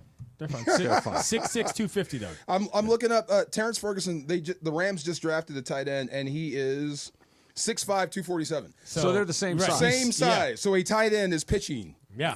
Well, Right. Like dealing. He was throwing 98, 99, 100, and there's not – sometimes when you watch guys, and especially where we were sitting, you had pretty good seats, you could hear the – no, this is just – Wow. Easy motion. And he's not also 100 and wild. You got a lot of guys that'll get up to that level and they come up early and they can throw 102, 103. Zone, forget about it. You know what I'm saying? Wow. He can locate at that speed. It's pretty incredible. And then there's Tyler Glasnow. Oh, dude. What is happening here? Okay, go ahead. Tell me. Because I'm about to go off on Shedeur. You go off on him first. You tell me. Are you always this hurt? Yes. Jesus Lord. I Really? think he's, there's a... I talked about this a little. I'm not putting this on the Dodgers training team, but like this guy does not know how to keep himself in games, and I don't. You know how Tiger people said he overtrained? Yeah. And I feel there's a little of that in Tyler Glasnow. He's too big. overtrains. Okay. He's too big, and I think it affects his motion. I think it affects his ability to stay in games in terms of his longevity with his arm because his kinetic chain is all jacked up. Of course. He's been in the big leagues a long time now. Yeah. He's not a newcomer. This is not a we'll figure it out. This is his third team. He's been on in a handful of different organizations, two of them very well run, one of them not so much. Mm-hmm. There are some guys that just can't hang. And not stuff-wise, not pitching-wise, not get guys out. Suck it up, man. Sometimes you just got to pitch, right. And sometimes you got to find a way to stay on the field. And when it's cramps one game, and it's a shoulder another game, and it's this thing the next game, it's just a lot of different stuff. And I'm not saying that I'm here yet, but I am at least officially opening the door. You have a foot out the door to this being the first major economic decision that is going to be a bad decision for them. They've had some guys that haven't really panned out. Okay. They gave a guy that's never healthy 5 years and $100 million, okay, which in the grand scheme of things isn't crazy money, but it's a lot of money, and he doesn't pitch enough. He just simply doesn't pitch enough, and we're in year 2 here. He's been in the league a long time. This is not it's a little unlucky. There's something going on there. The man is not on the mound nearly enough. Yeah. No, it's a problem because he was also supposed to be a leader. And that's where... you can't lead if he's leading the wrong way. Is that like you're losing something more than just the production, is that you're losing the guy because it just feels like he's never really I can't think of the last time... I feel like I see him in street clothes low-key all the time. I know. There's a new street clothes name. Yeah. A little bit. There you go. It's accurate. Yeah. Like, I love listening to him. He's a really thoughtful guy. Great head of hair. He's an interesting guy. I think that he's invested in his craft. Yeah. All of these things. I don't think it's I don't give a damn situation. It's none of that. No. But when you get to the end of it all, are you pitching or not? And the answer is he doesn't pitch enough. He just is not out there enough, and you're spending a lot of money on a guy that's giving you a couple of months a year. Just to be clear. Like, what are we doing? Just to be clear, and aggregators do not do this. Stuff like this, careers that end up ending this way, is the reason why guys took steroids a lot back in the day. Oh, it's because they wanted to stay on the field. You see what I'm saying? It wasn't as much guys trying to be Barry Bonds. That was the positives. It was a lot of guys that were just like, hey, I can't keep up. I've got to do something for my body to keep up. Makes sense. That's more where that is. That obviously not linking Tyler Glasnow to that. I'm just saying that's how that happened back in the day. He should have that TRT exemption. Just let him do it. I'll just tell you let this, him do too. it. Yeah. And sometimes stuff isn't perfect. Sometimes you're just going to have to figure out a way suck it up and to go, stay man. out there and pitch. Right. Yeah. And I'm not, look, if he's getting his arm reconstructed every other year, that's different. But when it's these little team, last year he got shut down with the elbow, right? Yeah. Well, we came back, there wasn't a bunch, it's like, where are we? He couldn't even throw in the rain, like in Philly. So that's when Travis really was first. That was the first step where Travis was like, come on, bro. Dude, get the kitty litter on the mound and let's go. That was. When do you ever feel 100% pitching? When you're in ninth grade in high school. That's the last. I remember somebody told me, and I am not comparing myself to any of these guys. I'm not on that level. But somebody told me early in high school, if you pitch, your arm's going to hurt. Of course. That's it. Yes. That's how that works. It's going to hurt. Yes. And once it gets to the point where you can't throw and we'll deal with it, but it's going to hurt. You got to be comfortable being uncomfortable. That's part of being a pro. You said something, and I've been trying to get back to it. Analytics has ruined baseball, sports, period. Yes. I think an over-reliance on. I think it's helped. I used to be anti-analytics until like the last couple of years. I get it. It has a point. There's a lot of stuff that I did not know. Yeah, sure. You got a rap soda at home? Yeah. Are you talking about all sports? Just all sports. Yeah. Okay. I think an over-reliance on analytics is bad. If you're just relying on the numbers, then you're wrong. I'm not saying – I agree with your general point that the data can be useful to inform some decisions. sports are not math equations to be solved. They're games to be played. Right. Yes. And there's a difference between me being better at the math of baseball than you are and the two of us going to play a baseball game and trying to have a good time and entertain No doubt. and make it a sport. Because if it's just a matter of I've got a little more computing power than you do and I know where – that's not fun. That's not fun. That's not fun. It's what they use to measure spin rates and all the stuff that they do now to get all of those metrics on pitches, as opposed to what used to be sort of an eyeball, general knowledge sort of thing. Like, I know what's good, I know what's not. Now everything is marked down. And thing, and Rapsodo is the machine that they use. Oh, I was just like my that's cousin. why I threw that out there. I was like, dang, right? My cousin who played in the majors, he calls it playalytics. He does not believe in analytics. I'm like, you got to believe in some of it. But you can't over-rely on both. If it informs some decisions, sure. But when it just becomes we've had this conversation. If the math executive in chief is saying to the manager, this guy against this guy in this inning with this inning, that's a problem. That's not any fun. Yeah. It's just not fun, and it's not a good product. I don't spend money to go to MIT and watch a guy do equations. Right. It's not fun. I want to see baseball. I want to see plays at bases. I want to see balls hitting the gap. I want to see, do you leave him in? Do you take him out? And I know that those decisions have been completely taken away from the manager. They've been put to the computer. It's just not nearly as much fun. Speaking of that, have you seen some of the base running that's been going on in the bigs in the last week? We just watched one. There was a straight steal of home. That was amazing. It was Jaron Duran, right? Yes. Yeah. The Nats won on a guy scoring from first base on a single in front of the center fielder. Love it. How in the world on the Jaron Duran steal of home? How in the world is the third baseman not saying, dude, step off? He's in no man's land. It's because he's in no man's land and he's got a long preamble motion. Like before he even gets to his motion, he's doing four things. That's how the runner knew to begin with. Because he was bird dogging him like, if this guy does this again, I'm out of here.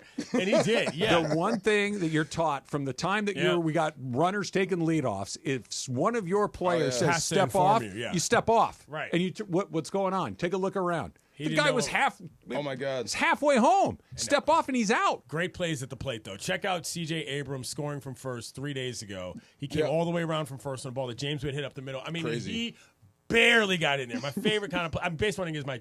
I almost cussed. That's your thing? Base running is my thing. I almost got that fired up about it. That's twice. There's been some, right, exactly. There's been some good base running this week in the major. That's Love it.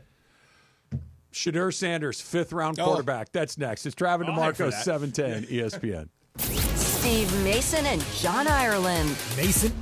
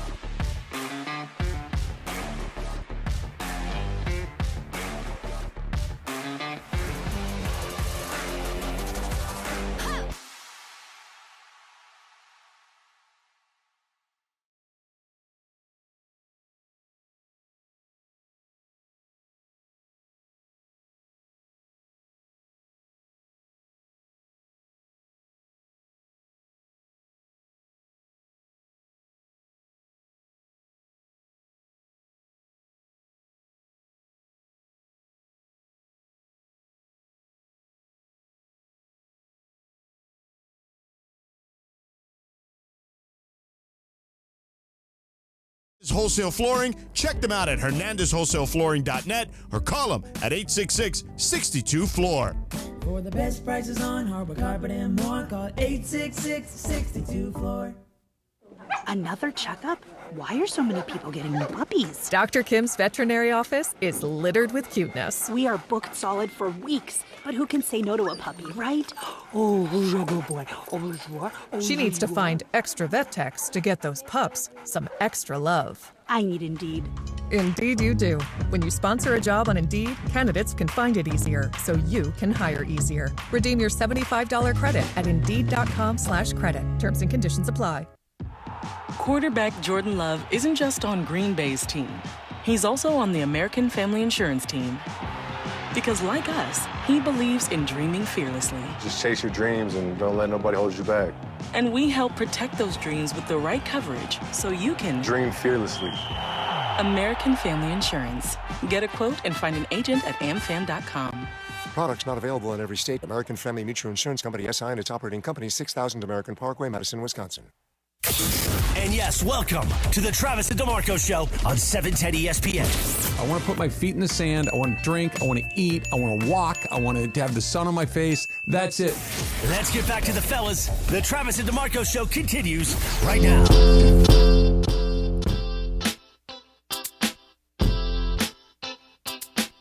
We got some heated baseball talk happening over here. Fired up about my man Skenes. You are. I was That's too. my man Skenes. Yeah, What's your name? for different reasons. For different reasons. So you know he dates Libby Dunn, right? No, I did not know that. He dates Libby Dunn, the former gymnast at LSU. Wow. And I remember I learned this news when it was not public, as I saw the two of them with my eyeballs in Omaha together, and I was like, oh, already? I guess they are related in some form. And I will never forget this. Is like I was, Omaha's not that big of a place, and so like when you get to the ballpark, you see the same sort of people all the time. And I remember we were at the LSU game, and like 5 or 6 freaking 12-year-olds came up to me. They were like, "Yates, do you know where Libby Dunn's sitting?" I'm like, No, I do not. This is the kind of operation it's a that loss Paul on is your running. part. Yeah. As a journalist, you are responsible for knowing the stories. This happened more than once, and I was like, "My God, this guy's Skenes. He's got it all going for him." You know what I mean? So it was pretty fun. Yes, he Good does. for him. Yes, sir. Yes, he does. Shedeur Sanders. Oh boy. Gets selected finally. Day 3 of the draft, 5th round, the second quarterback that a quarterback desperate team needed. They took Dylan Gabriel a couple of rounds ahead of him. Their quarterback room. What the hell are they doing in Cleveland? Robust. You tell me. Robust is a good word. Take me through what Yeah. happened. Why did a player who, look, maybe he wasn't the second coming of Peyton Manning, but widely considered to be the second most talented quarterback in the draft, last all the way to I the don't 5th know round. what you got. I was getting lit up all draft about Shedeur, and everybody in my family wanted to make it a race issue. Yeah. They wanted to say, like, the NFL doesn't want, they're humbling the Sanders family. They're humbling Shedeur. They are humbling Dion. They don't like outspoken, confident black men. They don't want that in the NFL. I'm like, did you guys see the beginning of the draft? Did you guys see who went first? Like, really? But Cam Ward's a different kind of guy. But But I'm just saying, like, they don't want this guy. Did you see the entire draft? Most of it was filled with confident black men. Sure. It's not that. So here's the thing. Is he not different than what we're talking about So generally here's the speaking? thing. This is what I heard. Now, talking to people that aren't interested in sound bites, us, talking heads and whatnot. This is just people that evaluate talent. It was a no-win situation with him. Right. Because his tape does not, it doesn't say first rounder on it. He's not that guy. Yep. But the hype around him was. So if you bring him into your locker room, into your organization, it's going to be a distraction. He's going to be probably the most popular player you have as far as social media and young guy stuff. Mm-hmm. And he's a guy who doesn't play. And if you bring him to Los Angeles, he's going to be front and center everywhere. That could be an issue. You bring him to New York, he's going to be front and center everywhere. That could be a problem. That's the issue. It's a no-win. There's too much hype and not enough talent. That's why he fell into the draft. Not anything else. There's no underlying thing. The NFL doesn't have a they're not putting forth a concerted effort to break the Sanders family. That's not it. It's his tape. It's how he didn't go through the pre-draft routines. He refused to throw. His interviews were bad. His press conferences were kind of like iffy all over the place. All of the old stuff they dug up and started running Yes. ad nauseum too. Yeah.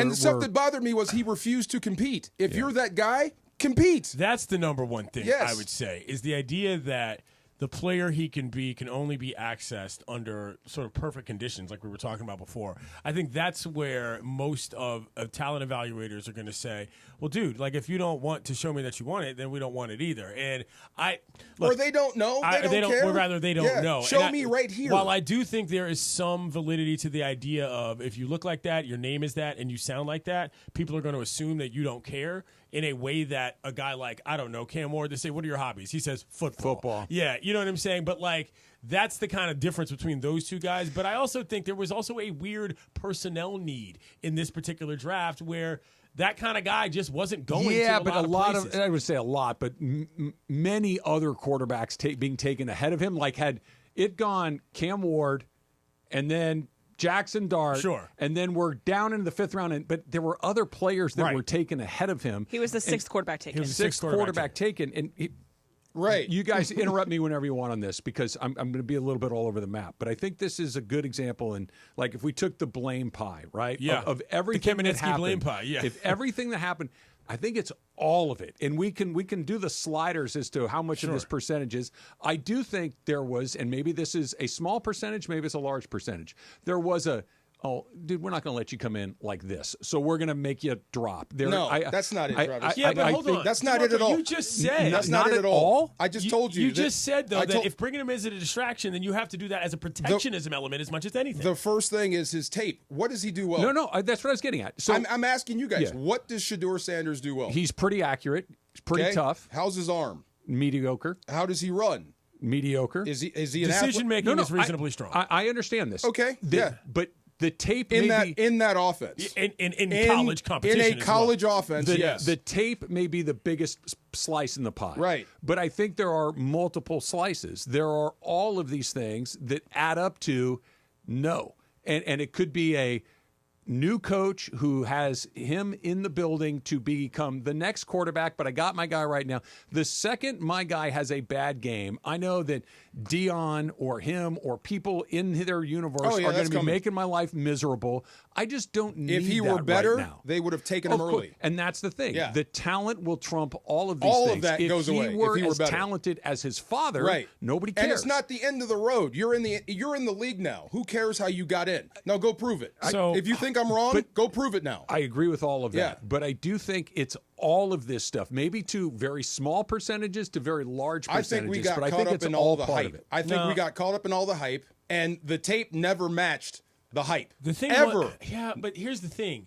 The hype was, how to explain this?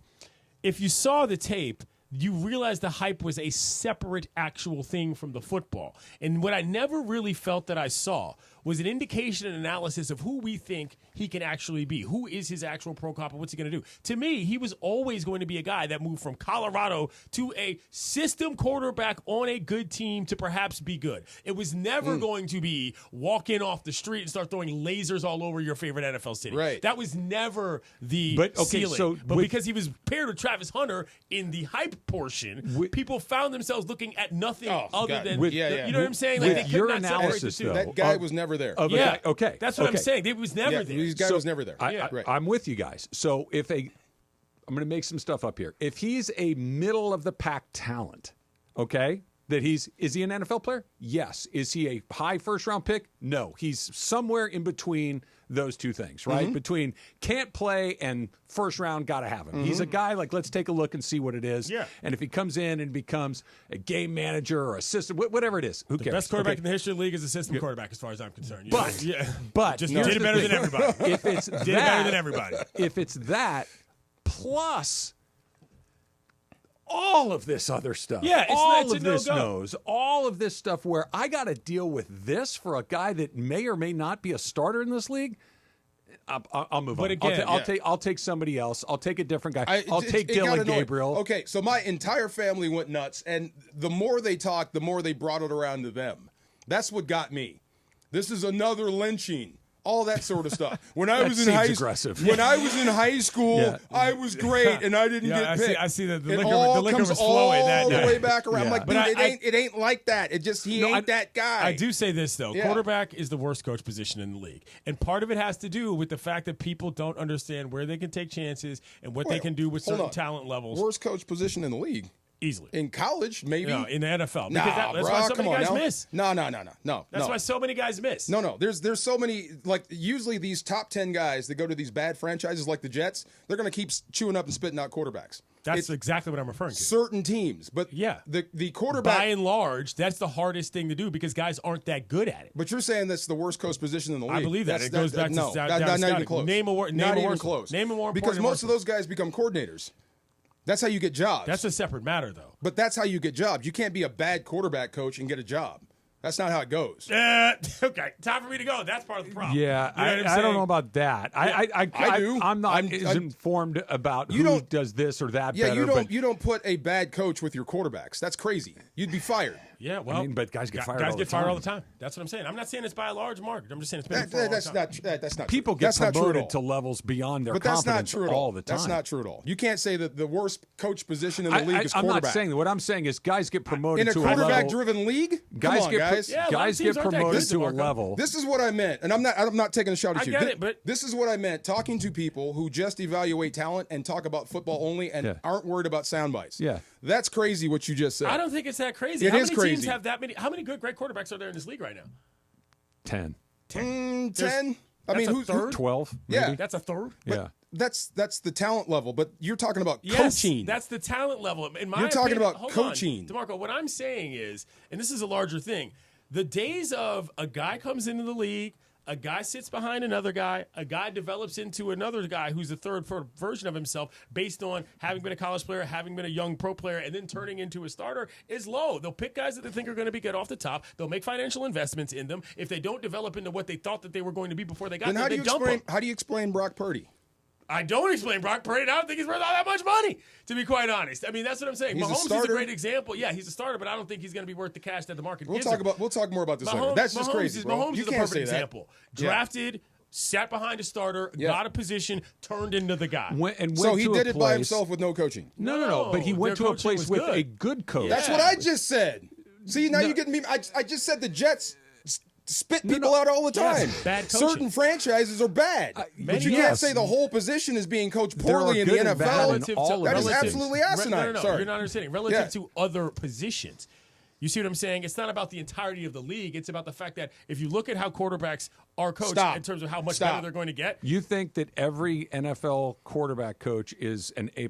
No, I do not think every Okay. NFL quarterback is. I'm He's just saying trying to every figure out NFL where the- quarterback is where an the- F. No. He said that's worst not- coach position in the NFL. Yeah, it is. That's Collectively. absolutely insane. Collectively. Do you not understand my Collectively. point here, Travis? I think I do. Yeah. I think I do in the sense Collectively. that Come on, guys. there are more This is what I bad mean. ones than good This ones. is why I don't want to talk about Shedeur. This is when we get into dumb land. What are you talking about? You just said the worst coach position in the NFL is the quarterback. I agree with that. How? How in the hell can the worst Not enough dudes are that good. And That's why. that has to do with coaching, not their ability. I think it's a Not So combination. if you would have Not said always. worst coach in college, I would agree with you 100%. What's the point of being a pro because coach if that's you what can't make they guys say. better? That's what they say. Who's they? They're- The talent evaluators up here. Okay. They're saying they're coming out of school with bad habits. It's not them. Well, that's it's what you're down there to there. fix, right? Stop, Clinton. I See, mean, this is what I you're- mean. you're This is pro what I coach. mean. This is why I can't stand the Shedeur thing. We just get into This dumb is land. unrelated to Shedeur, in my opinion. It but is. yeah. It's connected. It's all connected. Been saying it for a decade. I gotta go be on Shedeur TV. is Yeah. just not good enough, and he's got the stuff. So that's an 0 for 2. I'll take Yeah. the next guy. I think that's Exactly. what it What's is. That there are just way too many Give me that reasons Andor, too. not to take him. Give me that Andor, my man. Right? Sorry. Yes. That there are too many reasons to say. But you can't be saying this is the worst coach position in the league, bro. I don't think it's quite as egregious as you do.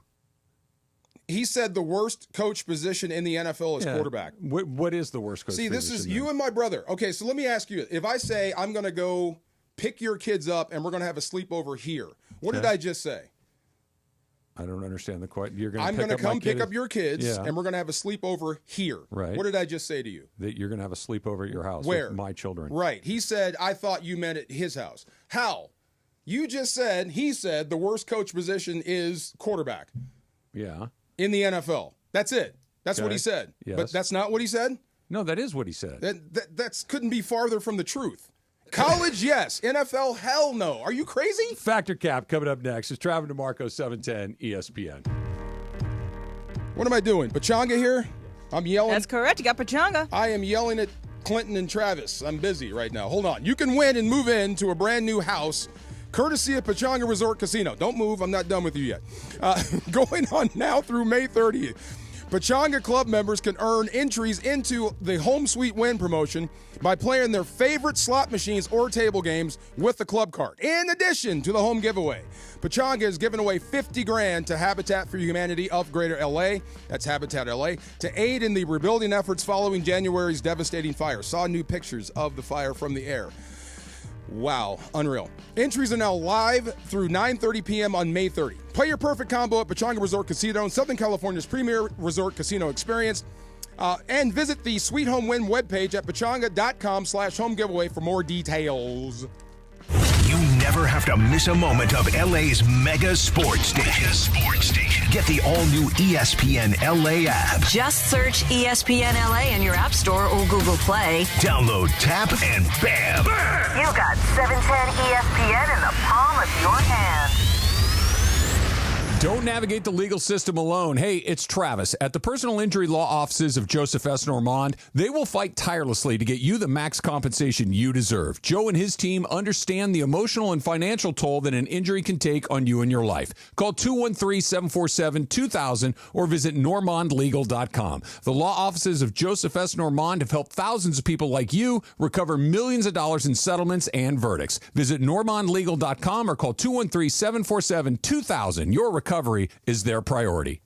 All right, listen up. Whether you're out for a walk, hitting the gym, or just tackling your day, in this LA heat, chafing is no joke. Take my word for it. That's why you need Highlands Chafing Relief. This stuff is a game changer. Goes on like a cream, dries like a powder, and stays put even through sweat and water. No greasy mess, just all-day protection. If you've already got some chafing, Highlands soothes it fast with aloe, shea butter, and tea tree oil. Don't let chafing slow you down. Grab Highlands Chafing Relief at Walmart or Target right now.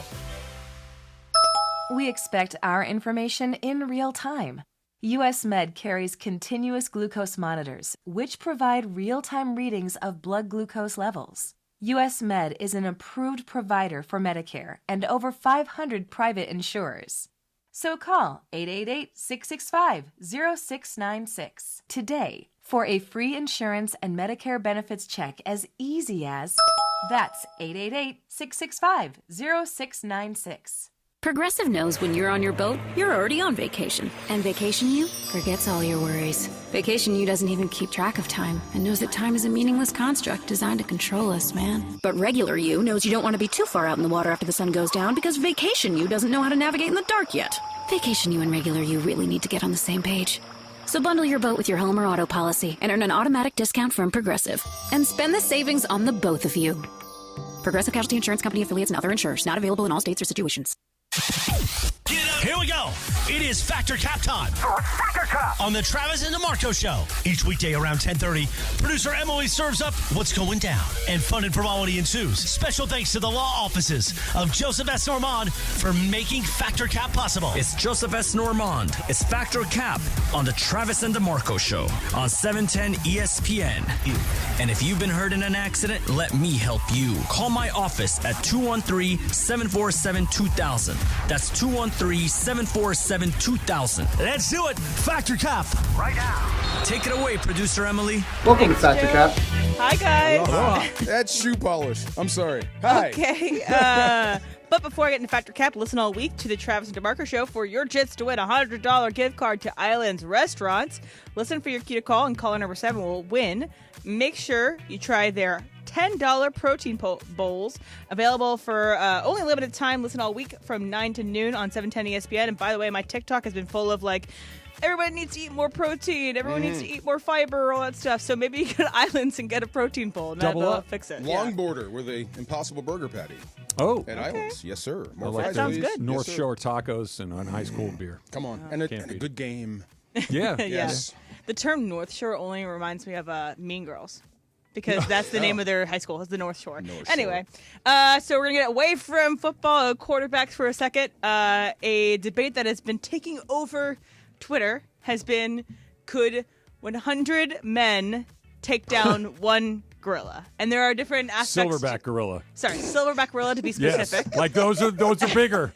Those are bigger than there's regular gorillas, and then there's a silverback gorilla. All right, so my statement is, and then you guys can take the debate from here. One gorilla could beat 100 men. Travis, Factor Cap. Fact. What? Fact. Yes. Those silverback gorillas are like the Incredible Hulk, only they're real. They're so enormous. They're so strong. They are, as far as I can tell, impossible to physically dominate. That I don't care. The number isn't could 100 men beat the silverback gorilla. It's how many hundreds of men would you have to take before it would actually be a fair fight? And it's not 100, it's not 200. I don't know what it is, but that's an easy one for me. Fact. There's no way in hell we're beating the gorilla. Okay. And if we got 100 dudes, you're going first. I'm not going to be the first one. Right. Yeah. They rip you apart like the infected or something. Right. So me and you, we're 50 and 51, right? 40, 50 people are laying there dismembered. Well, we'd all have to make an agreement. We'd all have to go at once. Well, we can't get there all at the same time. You have a but we're pincer going movement. in late. Right. We're the 50. Side. We're the second layer, and everybody's dead. We're not going in there. You said something this morning. Right. If one of those creatures just swung its hand, and your head would come off your shoulders. Literally. Yes. It would like be hitting a handball up against the wall. It would be it.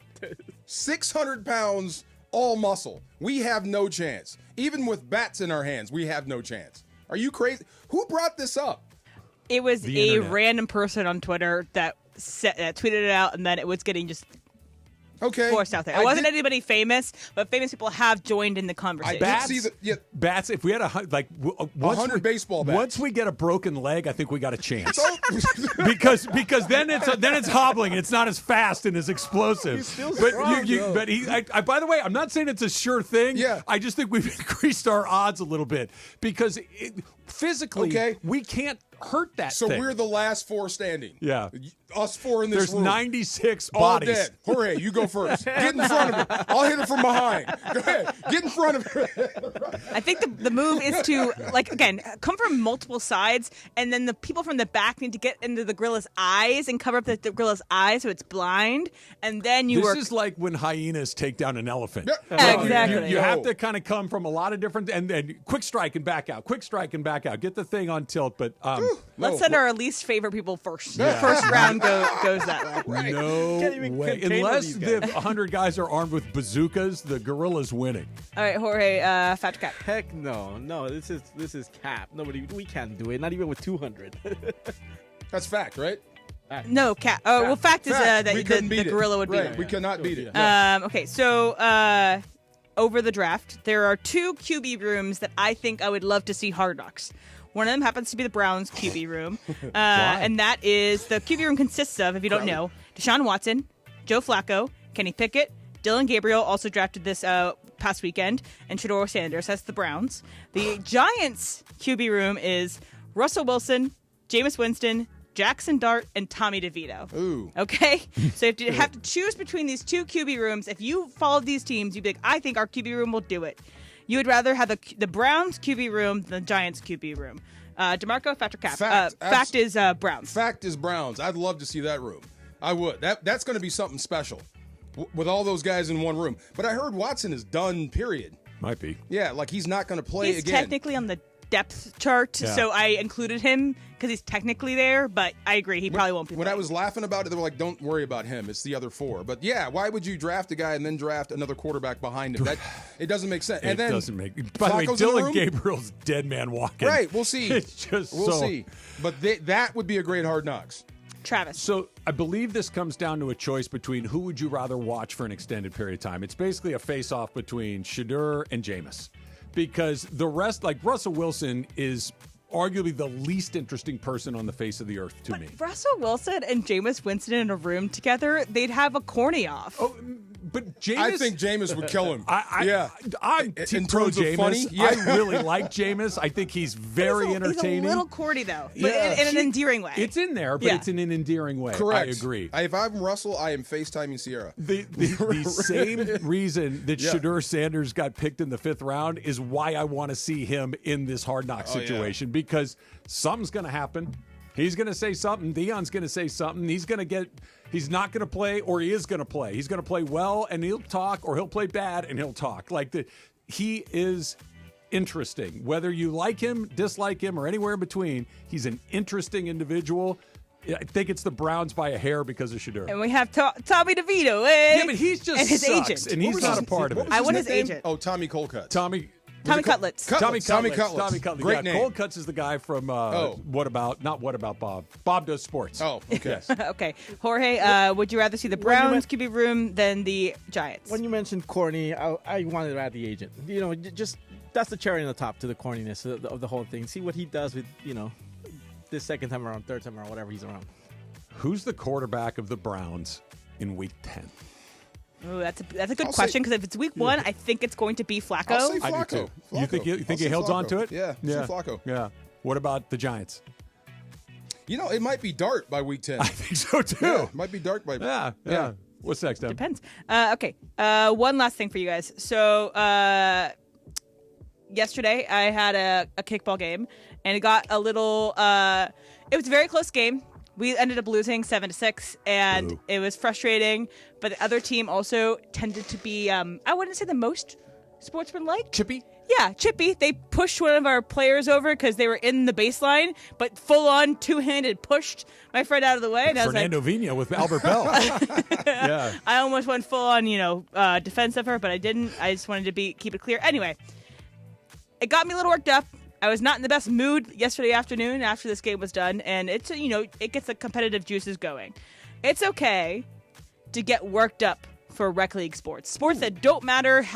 It's all voluntary, participatory. It's okay to get worked up for these. Jorge Fettercap. Hell yeah! Okay, 2 red cards. Exactly.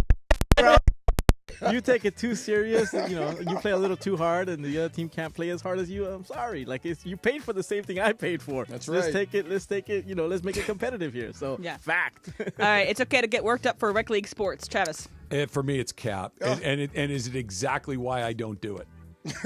It is exactly why I don't do it. Would you get into it though? Because there's always somebody there that is going a little too hard, and it's like, man, I'm just out here to get some exercise, laugh with my friends, and have a good time. I'm not here to revisit my high school glory days. It's just not what I'm there for, and that's why 9 out of 10 times I'm a pass on stuff like that, especially basketball. Because guys get way too physical with that stuff. I'm not trying to get hurt out here. That's the thing. Yeah. The other team was challenging, every other play, because you can challenge. You guys have video review in your kickball league? No, that's the whole thing. Is we don't have video review. How do you challenge without review? So what you do is you say, I'm going to challenge this, and then the ref at home base talks to the ref at first base, and basically they just say, we were right? What okay, kind of let's go back. League are you in? Like you an have appeal? Multiple umpires. Yeah. This is the fanciest kickball league I've ever heard in my life. It's very involved. Wow. All right, DeMarco. Is there something at stake? Glory. Trophy, money, we anything? get a trophy. I have a trophy in my house, my apartment for winning last year. Ask me the question again. It's okay to get worked up for rec league sports. Fact. I'm out here to compete. I'm not going to get so mad that I'm going to fight you or try to hurt you, but I'm out here trying to compete. If we're playing hoop, I'm not letting you score. If you're guarding me, I'm trying to score on you. If you're trying to get the rebound, we're going to bump and grind a little bit, but I'm not trying to freaking hurt you out here. But yeah, fact. Take it seriously. Absolutely. Yeah, no, that's flag football. Let's go. Your league is exactly why I don't play. But I mean, I'm not trying to hurt you. We're just playing hard. I know you're not, but I want to. And if I lose, I'm going to shake your hand and go home. No, I know. Yeah. I know you're a good sport, but it's the intensity that I do not need. Oh, okay. Yeah. I get it. That's why it's for Jorge and DeMarco. You guys want to be in an intense environment like that? Knock yourselves out. Meet me at the bar afterwards, and I'll hang out. And girls get chippy and personal. Dude, that's why fun. The softball, 710 softball. Yeah. I love me some Momo. She has a switch. She goes into game mode, and I'm right there with you. Let's go. She's a champion. Yeah. Factor Caps brought to you by the law office of Joseph S. Normand. You have many choices in your legal team, but family always comes first with Joe. Get hurt in an accident, give Joe a call. 213-747-2000. That's 213-747-2000. The law office of Joseph S. Normand. You can go online at normandlegal.com. 213-747-2000. Let's get into the players that the Rams did draft, including that tight end out of Oregon. That's coming up next. It's Travis DeMarco, 710 ESPN. The most followed sports radio station in the world. In the world. That's right. In the world. 710 ESPN. You know it. Yeah. Tell your friends. At ESPN Los Angeles on Instagram, Facebook, X, YouTube, TikTok, and Twitch. We're naturally entertaining. Yes. LA's mega sports station. 710 ESPN.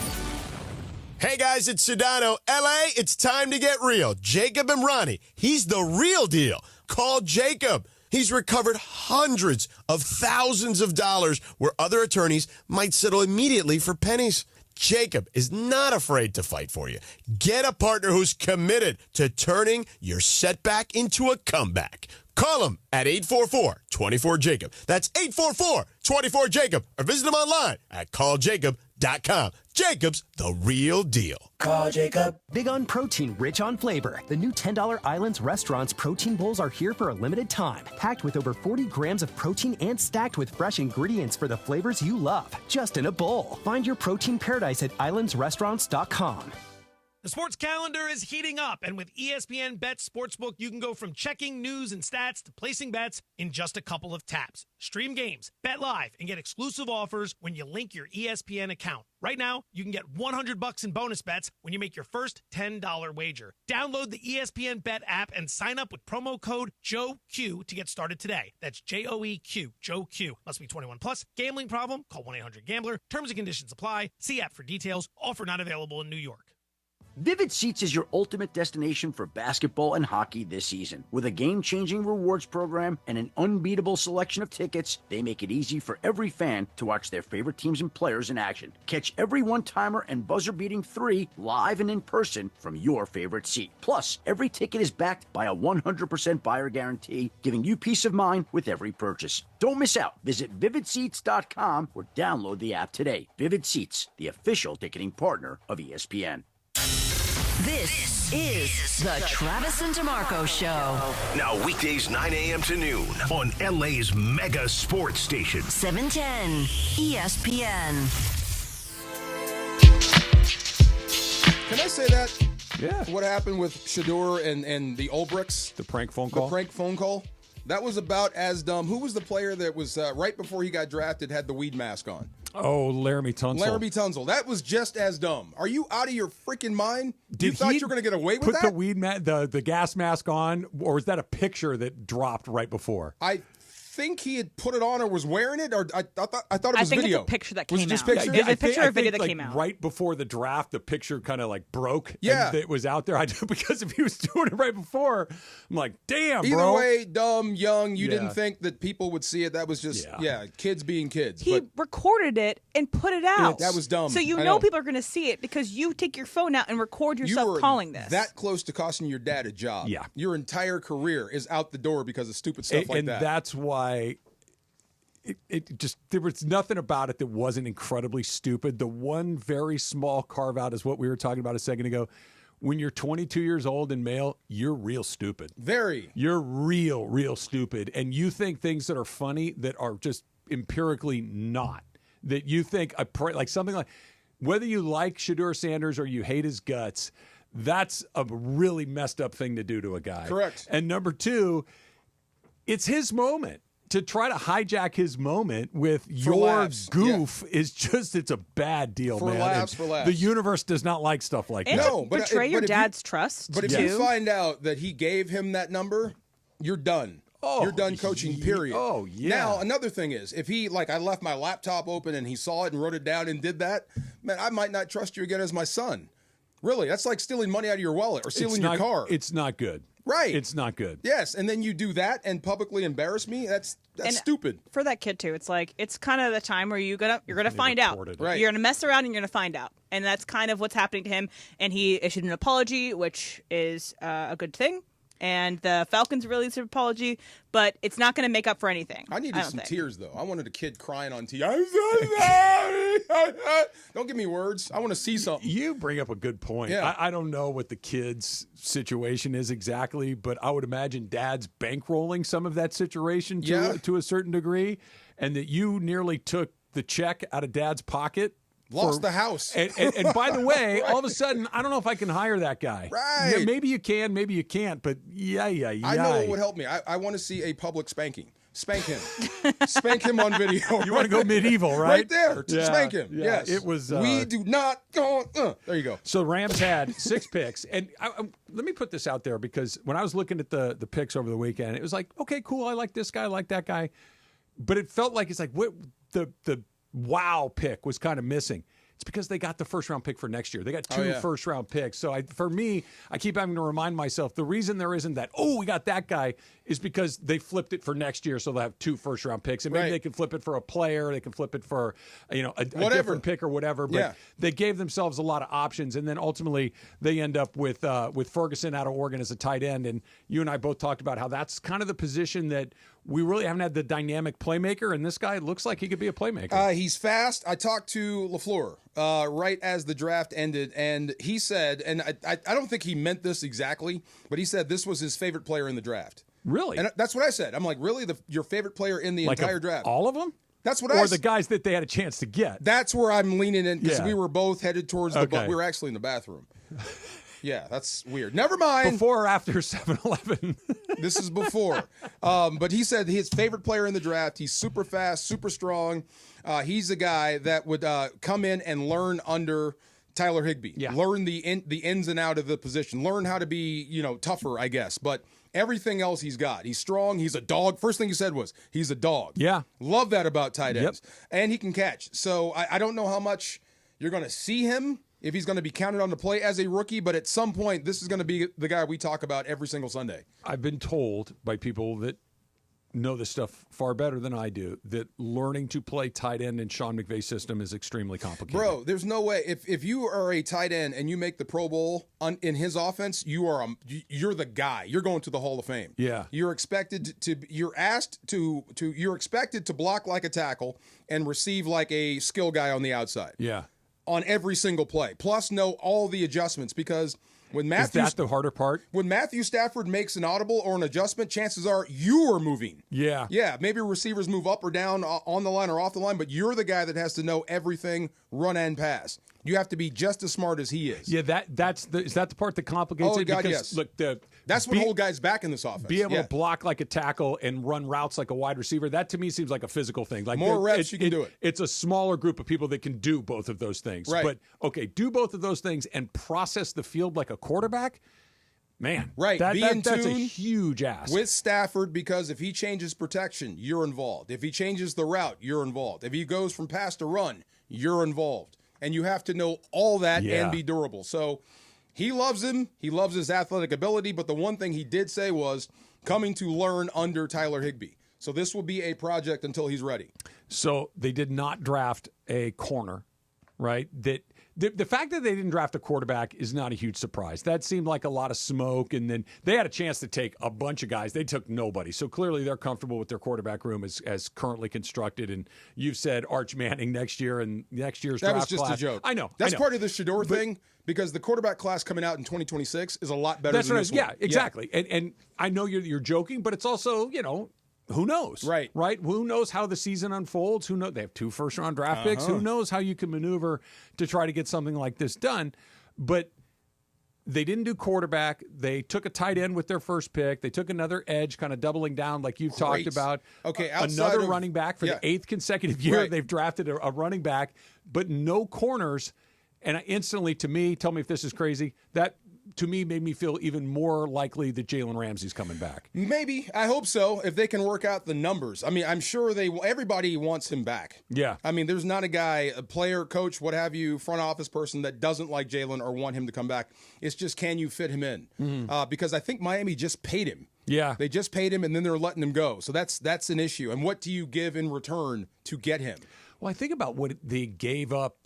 The Dolphins gave up to get him in the first place, and it wasn't much. It was like Hunter Long and a 5th-round pick or something. Like the return was relatively modest. So what do you send back? I mean, but if you're amassing draft picks, you've got some capital. He would be a guy you would spend some capital on to get him back because you're instantly better. And the other part is he wants to be back here. But I was talking with some of the Rams defensive coaches, and I'm thinking, and I'm saying it, I don't want to say these guys by name, but I'm like, you guys are saving this team so much money with the way you're coaching. You're making your secondary better without top flight talent. Like, you don't need to invest 1st round, 2nd round picks into your cornerback or your defensive back position because of how well your guys are coaching this position. Would I have loved to get some more guys, some better athletes in? Absolutely. But am I comfortable you can be good with the guys you have? Absolutely, too. That's the tricky part. The tricky part to me is always what you just described, which is give give me some guys that are okay and coach them up like crazy and have us get through it because we're going to be really good at pass rush or we'll score a lot of points. Like we can survive being relatively thin talent-wise at some of these places. We'll coach them up like crazy. And, hey, eventually I'm going to need some good players out here. Right? Eventually I can only do so much with what you're giving me. It's not unlike the Lakers we're talking about. Like, I can get creative to cover this guy. I might even be able to get creative to cover that guy. But to cover both of them at the same point, eventually you got problems. I'm out of moves. Here's a great example, Akello Witherspoon. Yeah. A guy who really came on late, right? Absolutely. You can see the light bulb, he changed. But when you look at his career, he hasn't played corner that long. Mm-hmm. He started late in life, so he's really just learning the position. So it seems, and he's being challenged right now to be better in certain areas. He's never been challenged like this. This is all new to him. Every first experience is like new to him. So, and you see it, the game is starting to slow down. So that's the sort of guys you can make better with the coaching talent that you have. So you may not have to spend picks there, but of course, I would love to have that. But I told you, going into the draft, if it's between a corner and an edge, always take the edge. Yeah. Always. Those guys play immediately, and they pay big dividends for you coming off the bench or starting. Also, kind of like what you said, too, about doubling down on your strength. Yeah. This is one of these we're really good at. Let's get better. Let's become just an absolute nightmare. And even if those guys got to come off the field for a play or two, you still have somebody else that can make an impact. Yes. Give them. Josiah Stewart is awesome. The middle linebacker, what's the middle linebacker's name? Forgot his name. I'd have to look it up. Now, this guy, I have it right here.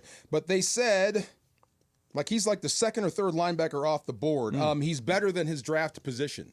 And it's going to be obvious day one. This is what I'll get the name. That's a position that they've never really put a huge emphasis on either. Never. They never pay, and they let him go. But like you said, no matter what your philosophies are, you always pay special. If you get special, he'll stay. Lakers with their back up against the wall. They're down 3-1. That's coming up next. It's Trav and DeMarco, 710. Amen to that. 710 ESPN. Hi, it's LeBron. The Lakers play here. 710 ESPN. KSPN, Los Angeles. A Good Karma Brands radio station. All right, listen to our show all week long. That's the Trav and DeMarco Show for your chance to win a $100 gift card to Islands Restaurant.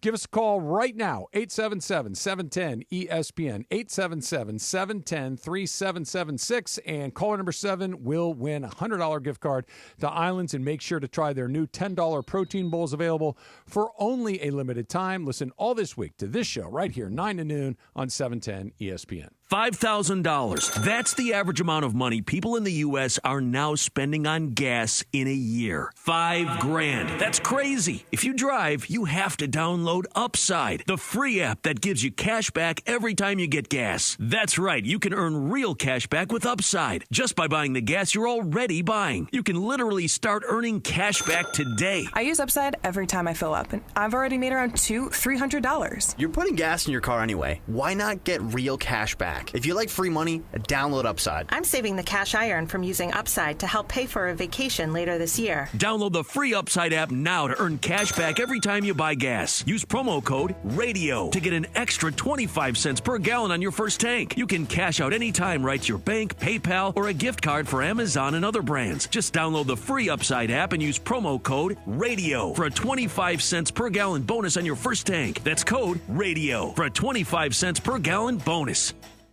Hey, Southern California, I'm Ty Pennington, the home guy, teaming up with Pechanga Resort Casino to give away a brand new house. Imagine yourself in a 4-bedroom, 3-bathroom home in incredible Temecula, California. All you need to do is play your favorite slots or table games at Pechanga Resort Casino. The more you play, the more entries you earn. Visit Pechanga.com or call 888-PECHANGA for complete details on Home Sweet Win. Rules and conditions apply. Go to Pechanga.com for more details. Cap here. Here's the scenario. Your home is flooded and the damage is severe. Now it feels like your insurance company is turning on you. They won't approve a replacement living arrangement and the adjuster leaves you in the lurch. Take a breath and call Avner Gatt. With years of experience and a passion for helping people, if you've got water damage at home, call Avner Gatt today. 818-917-5256 or avnergatt.com. That's 818-917-5256. Avner Gatt. Your claim, our game. And yes, welcome to the Travis and DeMarco Show. Now mornings, 9 a.m. to noon on 710 ESPN. Your destination for LA sports. Let's get back to the fellas. The Travis and DeMarco Show continues right now. Chris Paul Jr. That's the linebacker. Yes. Chris Paul Jr. from Mississippi. I like that. Mississippi. Most of these guys, this is funny.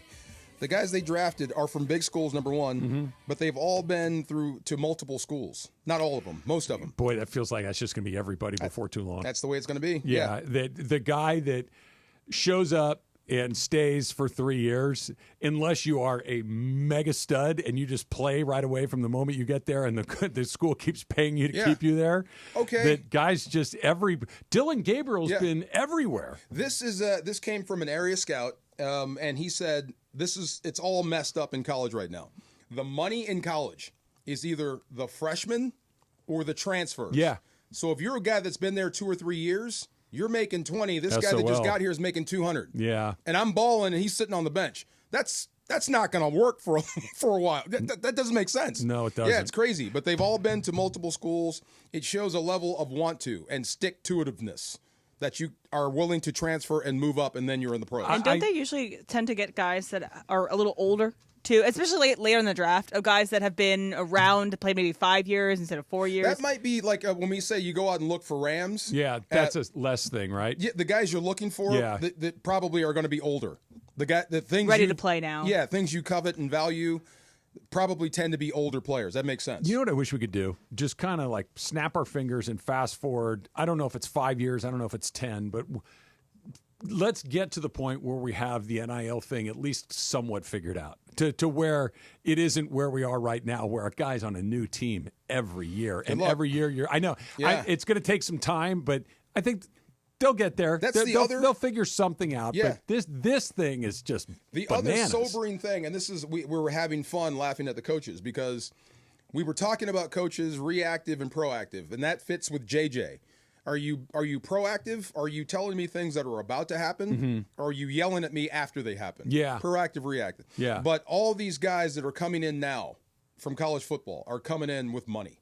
Yeah. They're coming in different, and Yeah. it's going to change how you have to approach these and coach these guys. Oh, sure. So they understand they're up to the challenge, but they all say to a man, regardless of spot, yeah, they're different. You know what's funny? Like for the longest time, guys that didn't have that singular focus on football, like God forbid somebody had an interest outside of the very specific football thing. I remember when Kayvon Thibodeau was coming out of Oregon. Yeah. And one of the knocks on him, eye roll, was, oh, he's interested in cryptocurrency. And it's like, well, he doesn't love football. It's like, hold on a second. Like, stop. We're human beings. We can hold two thoughts in our minds at the same time Yes. and execute them effectively. Oh, yes. That being said, I feel like it's becoming more true and the money is, do I have to have this or do I just kind of need this? There's a difference between coming in hungry. Yeah. I am playing for my life and I got a little money in the bank and I'd like to have more. True. I think a lot of that is there too. Yeah. I mean, you can make money in college, a lot of money, but you can make more. More for sure. A lot more in the A pros. lot more. But, yes, you there's know, still that financial hungry incentive. and starving are not the same thing. I did see an interview with Ed McCaffrey. Okay. Talking about Christian McCaffrey in college. Like if NIL was around then. Oh, yeah. Like you're looking at this wrong. He would have had like NIL money from like these .coms. Sure, it was Silicon Valley. Right. He had his own company ready to go in college. But it's like, I can't do this right now. I'm playing football. Yeah, that seems about right. That seems about right. He's a Stanford guy. He's in Silicon Valley. Right. He fits the bill. Right. Right? Like that is the ultimate Stanford guy. And oh, by the way, he was a tremendous football player. Right. So you can hold two thoughts. Yes. Yes. Do you love ball? Yeah, but I also, believe it or not, like to read books. Does that mean that I can never play football again? As long as you're off your feet, I'm fine. If your hobby is like playing another sport, I'd have an issue. Bo Jackson? I would have an issue. Dion? I would have an issue. They had an issue. Seemed to work out for those guys. It sure did. Not a lot of those guys out there for sure. The LA Kings last night did it again, DeMarco. They're tied 2-2. Yeah. Won both games in LA, lost both games in Edmonton, blew a lead in both games in Edmonton. Go back to game one where they had that huge lead. and then they kind of pulled a rabbit out of their hat right before the end of regulation. Last night was kind of a carbon copy of what we've seen, where they get a relatively comfortable lead. They can't quite get the kill shot to put them away. And then for the third time in 4 games, Edmonton has pulled their goaltender towards the end and ended up scoring a goal. They cannot get the puck into the empty net. They cannot get that man advantage and get it killed. And what they lost last night on a power play because of a call that went Edmonton's way after they didn't get one earlier. And just those little things, that not being able to get it into the empty net. Byfield last night had a chance to clear the puck that might have won the game. Instead, he tries to skate it out of the zone. He gets his pocket picked, and the puck stays in. They end up scoring a game. And it's just those little things like that this series could be over. And now it's probably going 7 games, and they're and a lot like the Lakers, they're only playing 3 lines. They're barely playing that 4th line at all. Guys are getting tired. It looked like they were skating in the mud towards the end of that overtime. Is there any other sport in the world where you can actually look and see the momentum shift? Oh, my God, there's nothing like it. Nothing like it in hockey. Nothing. It's like the ice is tilted one way. All of a sudden, they just catch fire. Soccer's a lot like that. Soccer, you can see that everyone's in that half of the field, and they're just putting in these shots all day, and, you can't get out of it. And it felt like the overtime was almost all Oilers. The speed that Edmonton had in overtime, and the puck was in the Kings' end the entire overtime, it felt like. They had a couple of rushes, but then very quickly it was back. Kemper, I thought, did a pretty good job. He was getting peppered, and he was doing a really good job, but Kings ran out of gas. 7-4, right? The final score? Yeah. 4-3. 4-3, sorry. They could not get that puck into the empty net. It's the 3rd game in a row where they just haven't been able to get that thing done.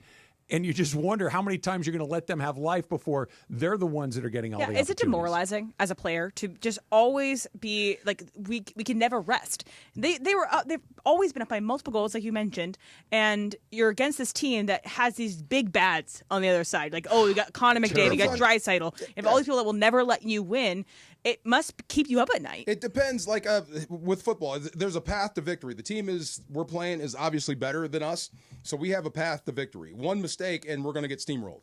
And that mistake happens, and it goes. So, sort of, but I don't know what it's like to all of a sudden it's evenly matched, and we're doing a great job, and then all of a sudden they start coming back, and that momentum we just can't stop. We just can't. I think that's what it was last night. And to your point, Em, about the demoralization, and because that would be demoralizing. They could be done. Here's why I think if I were a member of the LA Kings and I wanted to be in a positive mindset, right? Yeah.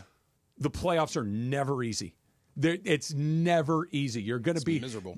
Every single shift is going to be a grind. They had the lead with under a minute to go, and all of a sudden here comes that 6th guy, and they're just buzzing around. You have to expect it. That they've had the lead. They were talking about on TV last night. If you said, hey, listen, you've got a minute to go, and you've got a 1-goal lead. Do you want? Yeah, let's go. Right. Let's go do it.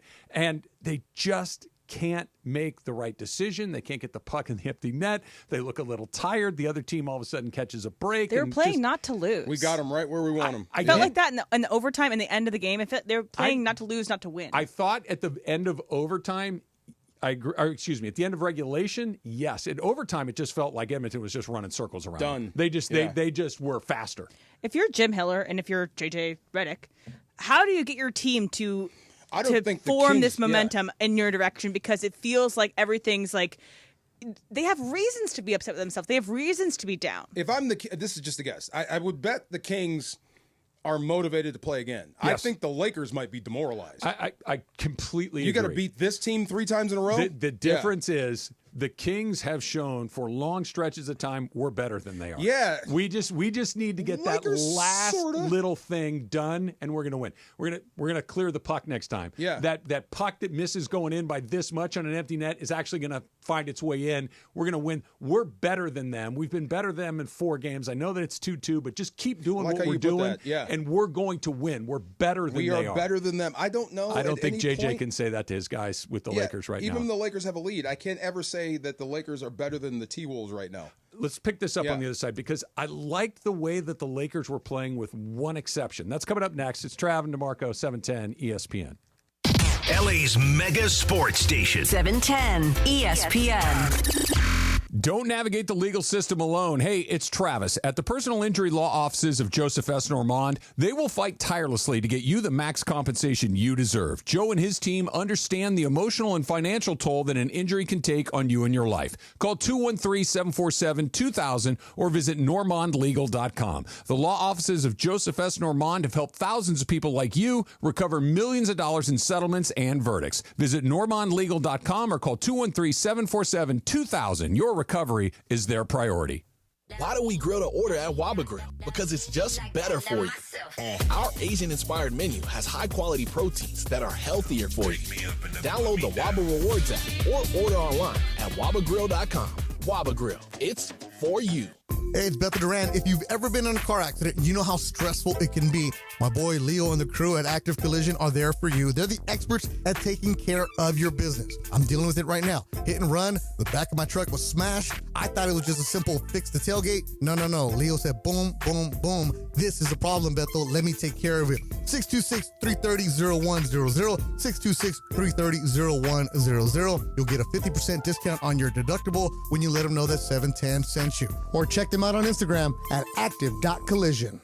Prescriptions require an online consultation with a healthcare provider who will determine if appropriate. Restrictions apply. See website for details and important safety information. Price varies based on product and subscription plan. Hey guys, let's talk ED because millions of men experience it, but not everyone can access or afford treatments like Viagra. Well, Hims can help. Through Hims.com, you can get a full range of treatment options for ED, including daily or as-needed meds through a 100% online process. It all starts with an online intake form. Get started at hims.com/joy, and from there, a medical provider licensed in your state will determine if ED treatment is right for you. If prescribed, your medication is shipped to you for free. Find the ED treatment that fits your needs, with options up to 95% less than the brand names. Millions of men experience ED, but Hims can help. To start your free online visit and save up to 95%, go to hims.com/joy. That's hims.com/joy for your free online visit. HIMS.com/JOY. Mason and Ireland. Oh, by the way, Mason, I want to compliment you on something. Oh, what's that? Okay. Let's stop everything. I'm about to get a compliment. Well, it's a backhanded compliment, but All you'll right. still like it. Okay. The biggest show on the radio, weekdays at noon. On 710 ESPN. It's the Travis and DeMarco Show. Travis Rogers and DeMarco Farr. You want to make friends? You buy around for the bar. Yeah. Luka did that with parking. I thought that was fantastic. Terrific. Yes. The Travis and DeMarco Show rolls on. On LA's mega sports station, 710 ESPN. Clap along if you feel Is that what we're doing?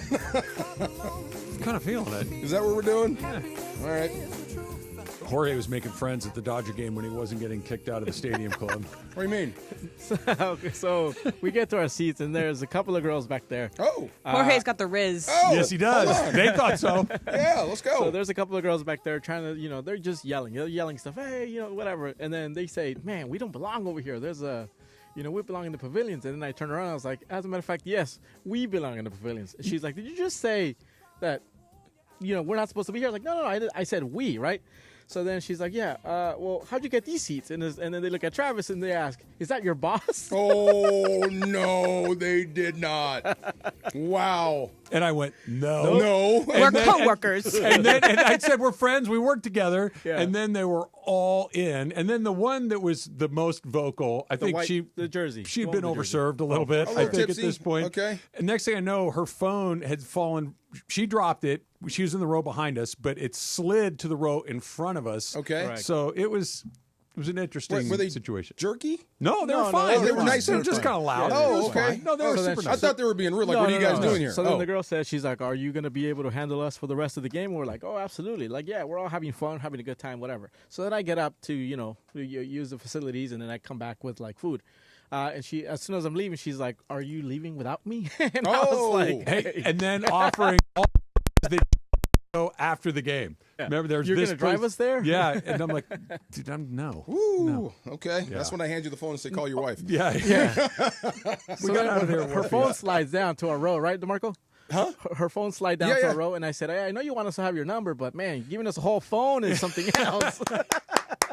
There you go. Okay. So then they left. I don't know what fifth inning. I thought they were gone. being mean, and then they dropped their phone. No, I'm not helping you. They were not being mean. They were being very friendly. Very friendly. Over friendly. Very friendly. It was fun. They were being fun. Yeah. Surprisingly, they were not nearly as interested in me and G-Fish as they were Jorge and Brian. What's going on there? Yeah. I think G-Fish and I got profiled. That's okay. You were the boss, though. It was date night. Yes, indeed. You know, we should have said, just for the gag, we should be like, no, I'm their boss. You know? Yeah. Ooh, yeah, there you go. See? Yeah, it made me feel very uncomfortable for half a second. That's all right. It's fine. You're all good. You do give off boss vibes and cop vibes. It's just the vibe you give Cholo off, vibes. Trav. Okay, so he's crossing the street, and I text him, like, yo, like, I'm here. Oh, and he's yeah. crossing the street, and I'm like, oh, man, I wonder what the guy's jersey, you know, like what jersey he's wearing. And I'm like, oh, damn, that's Travis. He looked like a Cholo from afar. Wow. Yeah. He goes, meet me in front of the theater because he comes to pick me up before we go to the game.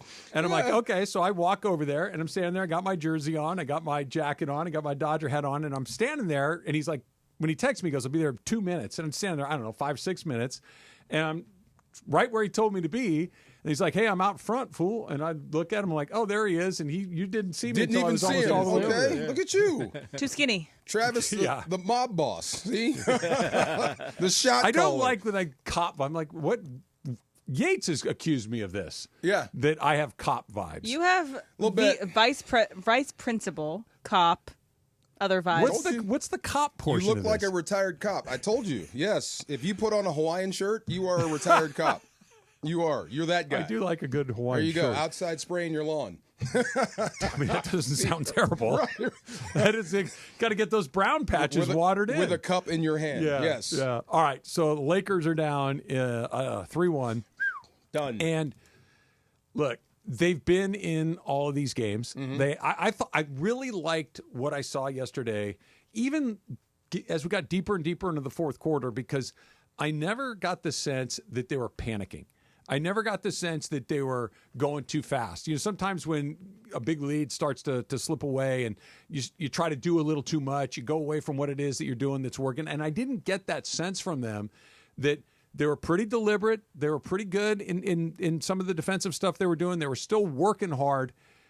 But DeMarco, they were just gassed. Yeah. They just simply couldn't get to the spot, and some of the shots didn't have any lift, and it just looked like one team was able to play a few more guys and buy a few more minutes of rest, and one team was totally spent. Okay, so I had I'm sitting in the hangar for the draft house, and there's a resident Clipper fan, and we're just talking basketball, not pointing fingers. Yeah. But he said that if he were coaching against the Lakers, his game plan would be to go at LeBron.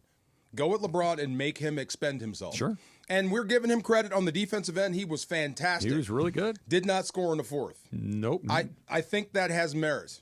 I think that does have merit. You can make him work, and I think Minnesota may know this. We're going to take them right to the edge, just like the Dodgers and the Yankees.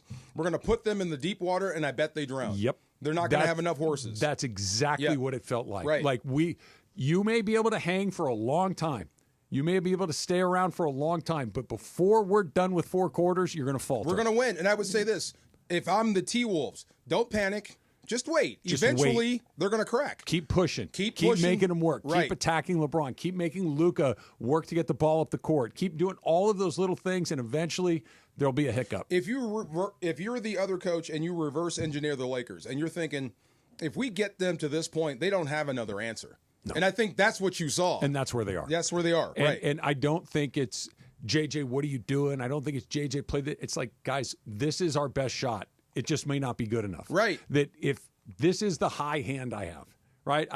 I got a pair of aces. It might not be good enough to win the hand. True. Right? So somebody else may have something a little bit better because Rui, pretty good yesterday. Not bad, 23. Right. Rui, I thought, and made some open shots and did some things that I thought were pretty darn good. Austin Reeves was better in the second half than he was in the first. I think you still got to get a little bit more out of him. He still hasn't kind of put himself in that level where he's a target, man. He is a target. But even let's just, and I agree with you, on defense he is a target. But even on offense, where through the course of the regular season he could get his own shot, he could get to the rim, he was making open looks. It's just not quite the same. Can you do that when you're exhausted? Because they're working you on the other end. Yep. Yeah, that's the best way to take him away on that end is to work him on that end. So that's something he's going to have to improve on. But I think the answers come from who's on the floor. I really do. Like Luka, LeBron, AR, Rui. they're going to have to make a decision to, I guess, go beyond themselves a little, because it's going to take a superhuman effort just to get out of this series, get one more win in this series. Yeah, to send it back to Minnesota. Yeah. Now, the good news is you get an extra day off in there. You get 2 days off instead of just the one, so that'll help a little bit. But you're right. That's the only thing you can do is save face. It just feels like, look, if they win on Wednesday, I'm not saying that they walk into Minnesota and win Game 6, but I'm saying, you know what? You have a heartbeat at that point. That maybe Luka has a night where he just wins the game like he did against them last year in the Western Conference Finals. Maybe Ant is a little off. Now all of a sudden I'm in a one-game situation and anything can happen. But now you're asking for 3 anything can happens in a row. That doesn't happen. No, not at all. And 3-2 is the worst position to be at if you win, because it gives you hope. Yeah. You have a chance. We're one more, we even the series. No, not really. You still, they only have to win one more. Yeah. One more chance. They got 3 chances to win one To game. win one. That's what I'm saying. 3-2 is rough. But we'll see. I think you can save face by going 4-2. But I do not think, and I know this for sure, I'm just trying to help Laker fans. You know you're not beating this team 3 times in a row. It's just not going to happen. I wouldn't say for sure. I'm a probably not. Yep. I think that as long as LeBron James and Luka Doncic are on the same team, you always have a chance. It may not be a great chance, but you've got a chance. And I do think they're going to win Game 5 because it's in everybody's best interest for them to win Game 5. It's the Game 6 part that gets you. I don't know, man. You're going to have to go out there and make it happen. The face of the franchise discussion that Chris brought up, the NBA may not have a choice. If this dude buries LeBron and Luka and moves through the Western Conference and gets into the finals and becomes finals MVP, yeah, he could force his way into that just happens because face of the league. He forced it to happen. That's what I'm saying. So, I mean, you might want to hand it to a certain guy, and I think that might be part of the reason he's playing like this. It's funny. When they drew Minnesota at the end of the regular season, when it was all – because you remember it was bunched together like that. And, maybe it'll be the Rockets. Maybe it'll be – the Grizz. The Grizz. Maybe it'll be Houston or Golden State. And we never really talked about Minnesota. And when they got Minnesota, it's like, oh, okay. It's like, no, not okay. You avoided the Warriors. That's a really bad draw for them. And it's been a really bad draw for them. And you look at these first 4 games, it's close, but Minnesota's been better. And not just because it's 3-1. It just feels like they have a few more options. They have a few more things. And their best guy has been the best guy. Right. By far. The biggest, the video, the shots of him watching the game, him going at LeBron and being physical with LeBron, that's a message. Dude, Julius that's Randle, for real. too, with LeBron. It's just like, I can go bang with you all night long. Yes. I would go, we can, and you could tell there was one. I can do this was all it night. In the fourth can you? quarter, yeah. Right, where they got kind of tied up. They had their arms, and LeBron kind of shoves him off, and Randle kind of falls back, but then falls right back on top of him again, and you could see not LeBron being defeated, but just like, man, I cannot get this guy off of me. It's different. Yeah. It's different. I can do this all night. Can you, LeBron? You ever seen this line before? Which one? 38-1-2. That's weird. Yes. That's weird. You know Carmelo. That's not what you're looking for. But that's what I'm saying. Yeah. Offensive juggernaut, and that's pretty much what he does. He's just a scorer. 38-1-2. But he usually drops a bunch of dimes. That's a credit to what they're doing on the defensive end. 38-1-2. Could be left over, too. He had a stomach issue on Friday Not night. hearing it, Maybe Emily. he's not totally himself. Nope. I'm with you, DeMarco. Not hearing it. I'm with you. Yep. Look, he maybe, but suck it up. Yeah. Get out there. That's one of those I don't care. Yeah. How did you play? This is Tyler Glasnow having cramps, dude. At some point, did you play or not? And it's probably unfair. It's a little unfair. But it might be. Yeah, but you don't get the pass. You're a star. I also do think, like what Elsie mentioned in the first hour, was that we kind of underestimated the idea that the Minnesota Timberwolves want revenge against Luka because of how he beat them last year, how he kind of embarrassed them last year, how he has that gif of him just yelling at Rudy Gobert. I think that Minnesota also wants their just desserts against Luka. Oh, he brought the nonsense to our house. See, you know this, when you have like people that come over that you don't really know and they turn out to be like people that are wanted by other people and they show up at your house. See, you brought the heat to my house. I don't know you, man. Yeah, I have nothing to do with this. Why were you at my house? Dude, right.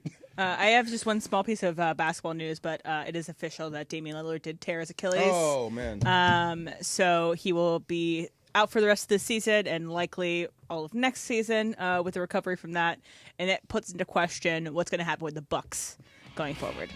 See, I'm going to resist the urge to do that. That's the Dame thing. Yeah. Yeah, that's too bad. And then he points to his watch. Yeah. Dame time. He turns 35 this summer.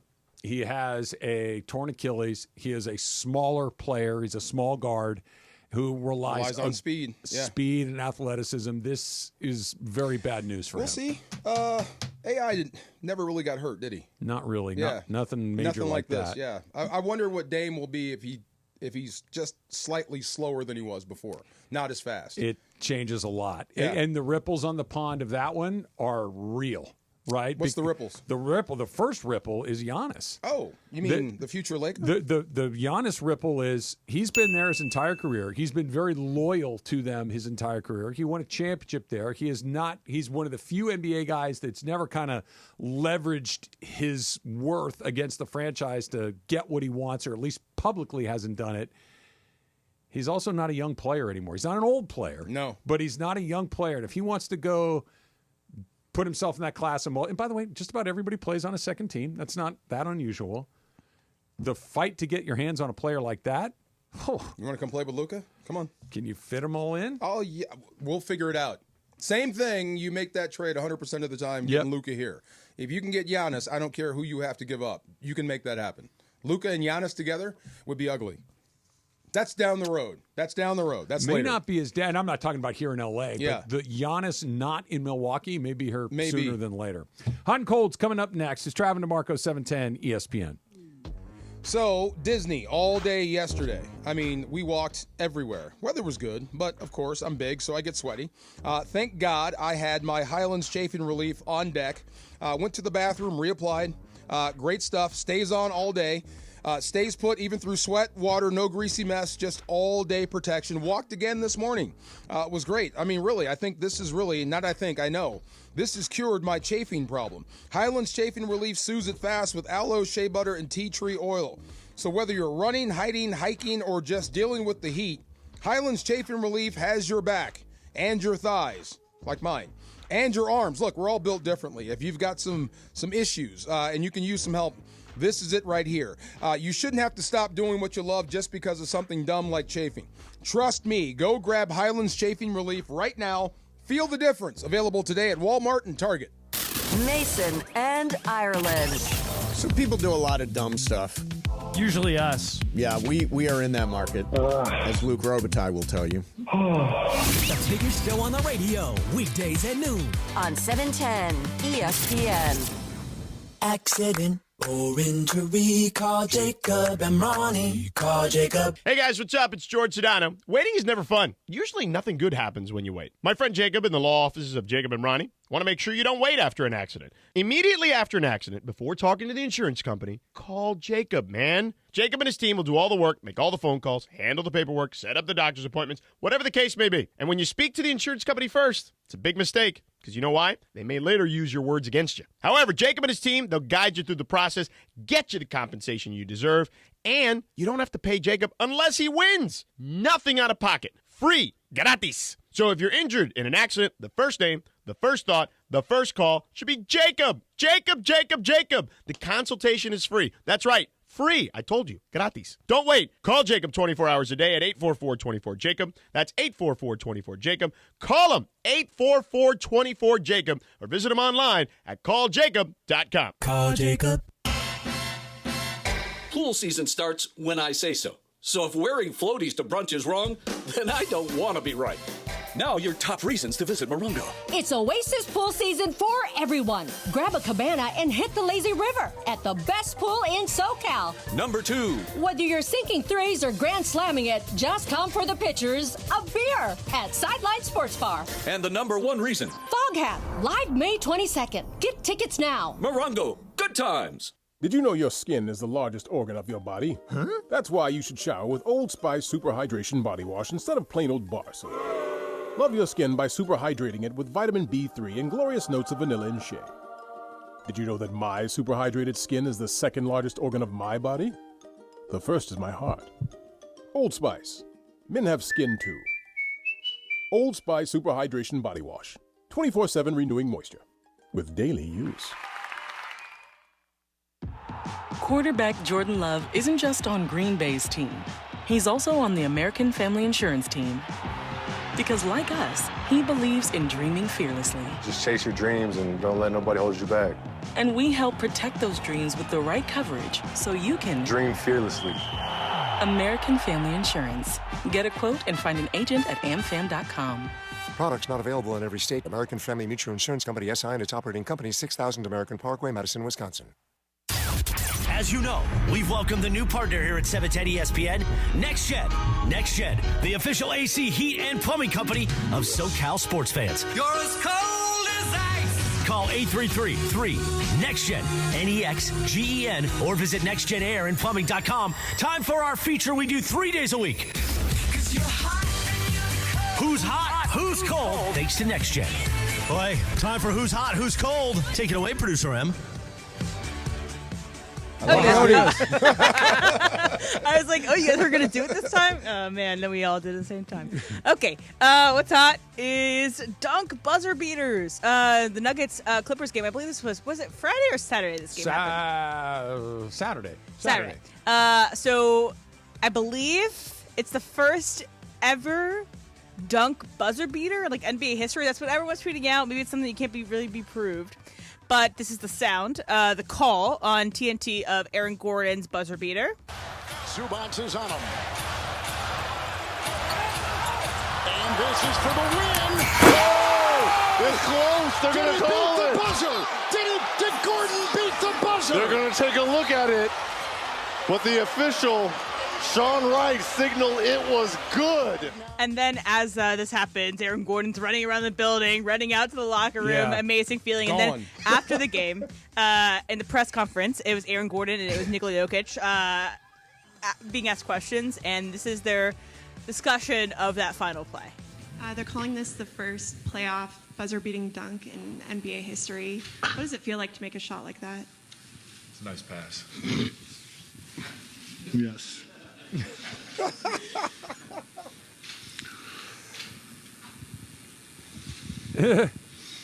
That's it. So, Joker, was it a pass? No, it wasn't. Okay. I wanted to have the whole pause in there to see That's how, awesome. how much of a layup it was. But this is the coolest feeling ever. This is the coolest ending. So I've watched it 100 times, and I think the only reason it counted is because they said it counted at the beginning, right? It just... It's halfway through the rim.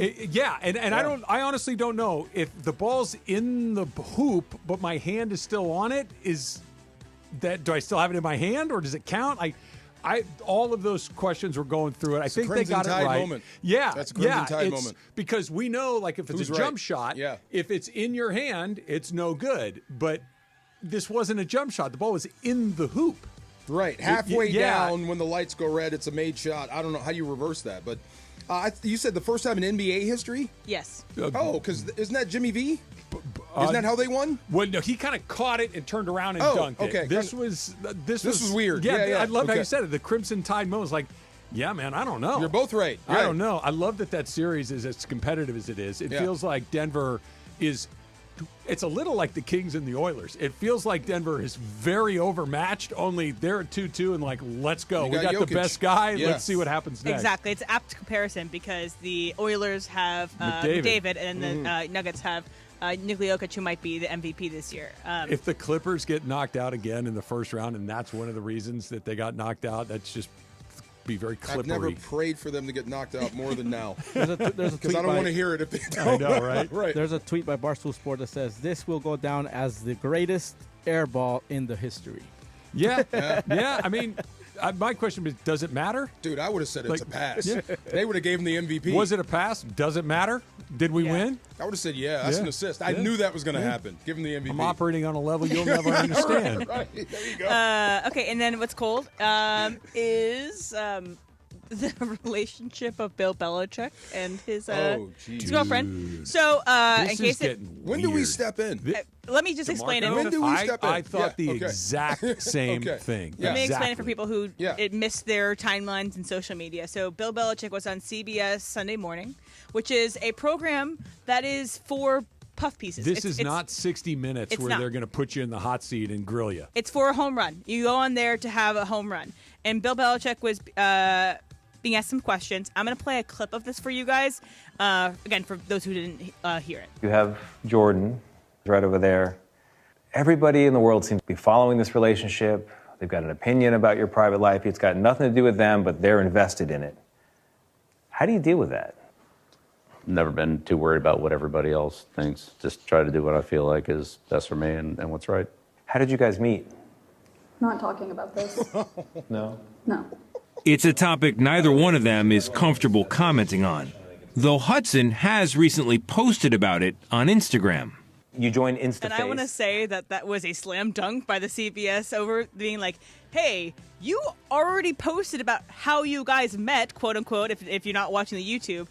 So why can't you say it again? Why is this so interesting? But this is a cringeworthy video if I've ever seen one. Maybe he knew right where this was going, and they said don't ask that, and he did anyway. That happens. But that's okay. Just it's funny because I think the timing of it all, like the way that the thing went down, matters a little bit in this situation. That she is the one that said, I'm not talking about shut it. it down. Instead, yes, exactly right. She shut it down quick before he could get down the road and maybe crack the door open for a follow or two or whatever it is. But you said at the very beginning, when is somebody going to step in? This feels really weird. Doesn't it? Because let's back it up a hair. Bill Belichick has been Bill Belichick for 20 years. In control, never at a loss for controlling the conversation. Famously, we're on to Cincinnati. Bill Belichick doesn't get walked down paths that he doesn't want to go. Zero. Right? Right. He is in charge of this to the point of it being comically impossible to get him to talk. And now that she has aggressively positioned herself as kind of his mouthpiece is weird. His behavior, quite frankly, for no other word, it's kind of strange. He looked weird in that interview. He looked with uncomfortable. The torn up shirt. And she's like literally lurking over his shoulder. Yeah. He's doing beach yoga. It's like, this is weird stuff. She's stealing his checks. Yeah. I know. It's odd. A very young woman with a elderly man. Yeah. And she's controlling all. It's just bizarre. The comedian Sinbad had the greatest joke. It's like this: stop messing with these young women. They're not in love with you. They just want your house. Yeah, it can be said for a lot of people over the past weekend. But I think the idea of we've seen this over times, not just in a romantic relationship, but younger person, older dude. Taking advantage of someone who's older, who is wealthy and is a celebrity, and maybe putting them into a place where. Who's the other guy? I'm thinking about Wendy Williams, what's happening with her right now in conservatorships, and Britney Spears and with conservatorships with her. Yeah. I know this is all very different situations, but there's a way that I would so never much. expect it out of Belichick. That's it, DeMarco. Never. That's what makes this so weird. Darth Vader. It's Bill Belichick who was in complete control of everything, and now he has a woman who's nearly 50 years younger than he is, controlling his messaging, involved in his football. Like, she's involved in who's on the field and who's allowed to post this and what sort of interviews. It's like, it's just it's weird optics. It is really strange. If she were 25 years younger than him, if she were 50 and he's 70, so it's like, yeah, that's kind of weird. But it's just the age gap is really, really bizarre on its own. And then when you see the level of control that she's exerting over him, that it looks, it's really bizarre. We're on the outside in. I don't know, but look, if he goes to North Carolina and turns them into a football power, we're all going to shut up. Now, if they get slaughtered and it looks bad, then they're going to say, what did we actually get into? You know what I mean? With Belichick and this whole scenario. I don't think we paid for this.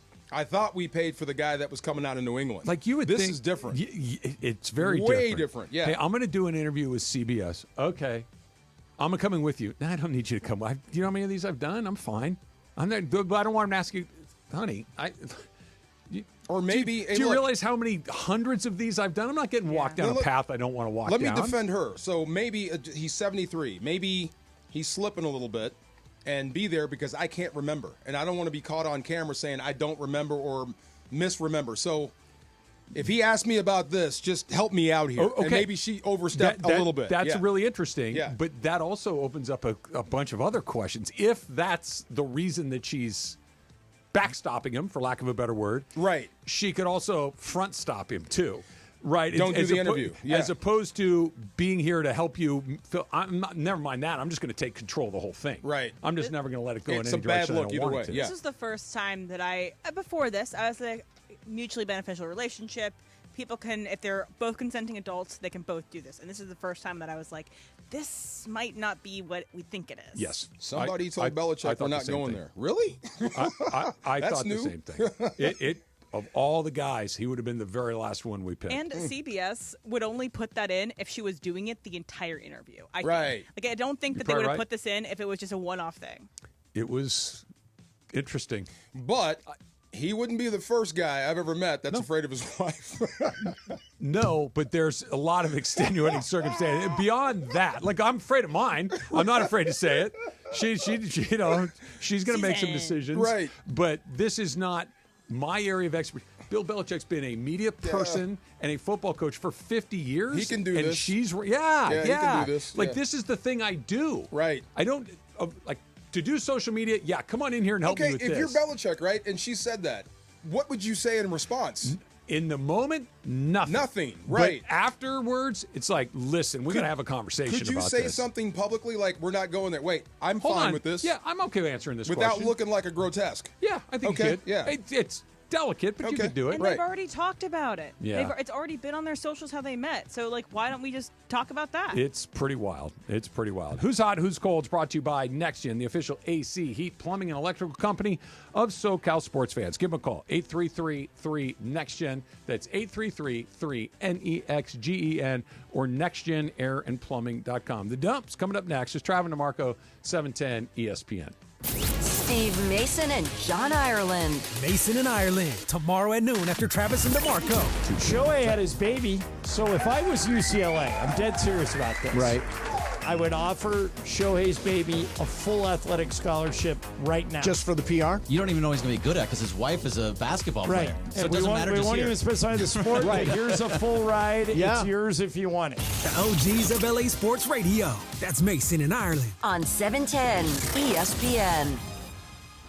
When pain keeps you from doing what you love, Hoag Orthopedic Institute gets you back to you. We are ranked number 18 in the nation and number 1 in Orange County for orthopedic and spine care by U.S. News & World Report. From the surf to the green, our world-class doctors are there, which is why more Californians choose Hoag Orthopedic Institute for orthopedic and spine care more than any other hospital. At Hoag Orthopedic Institute, there is no one better at getting you back to you. Proudly founded by premier physicians in partnership with Hoag. Learn more at HoagOrthopedicInstitute.com.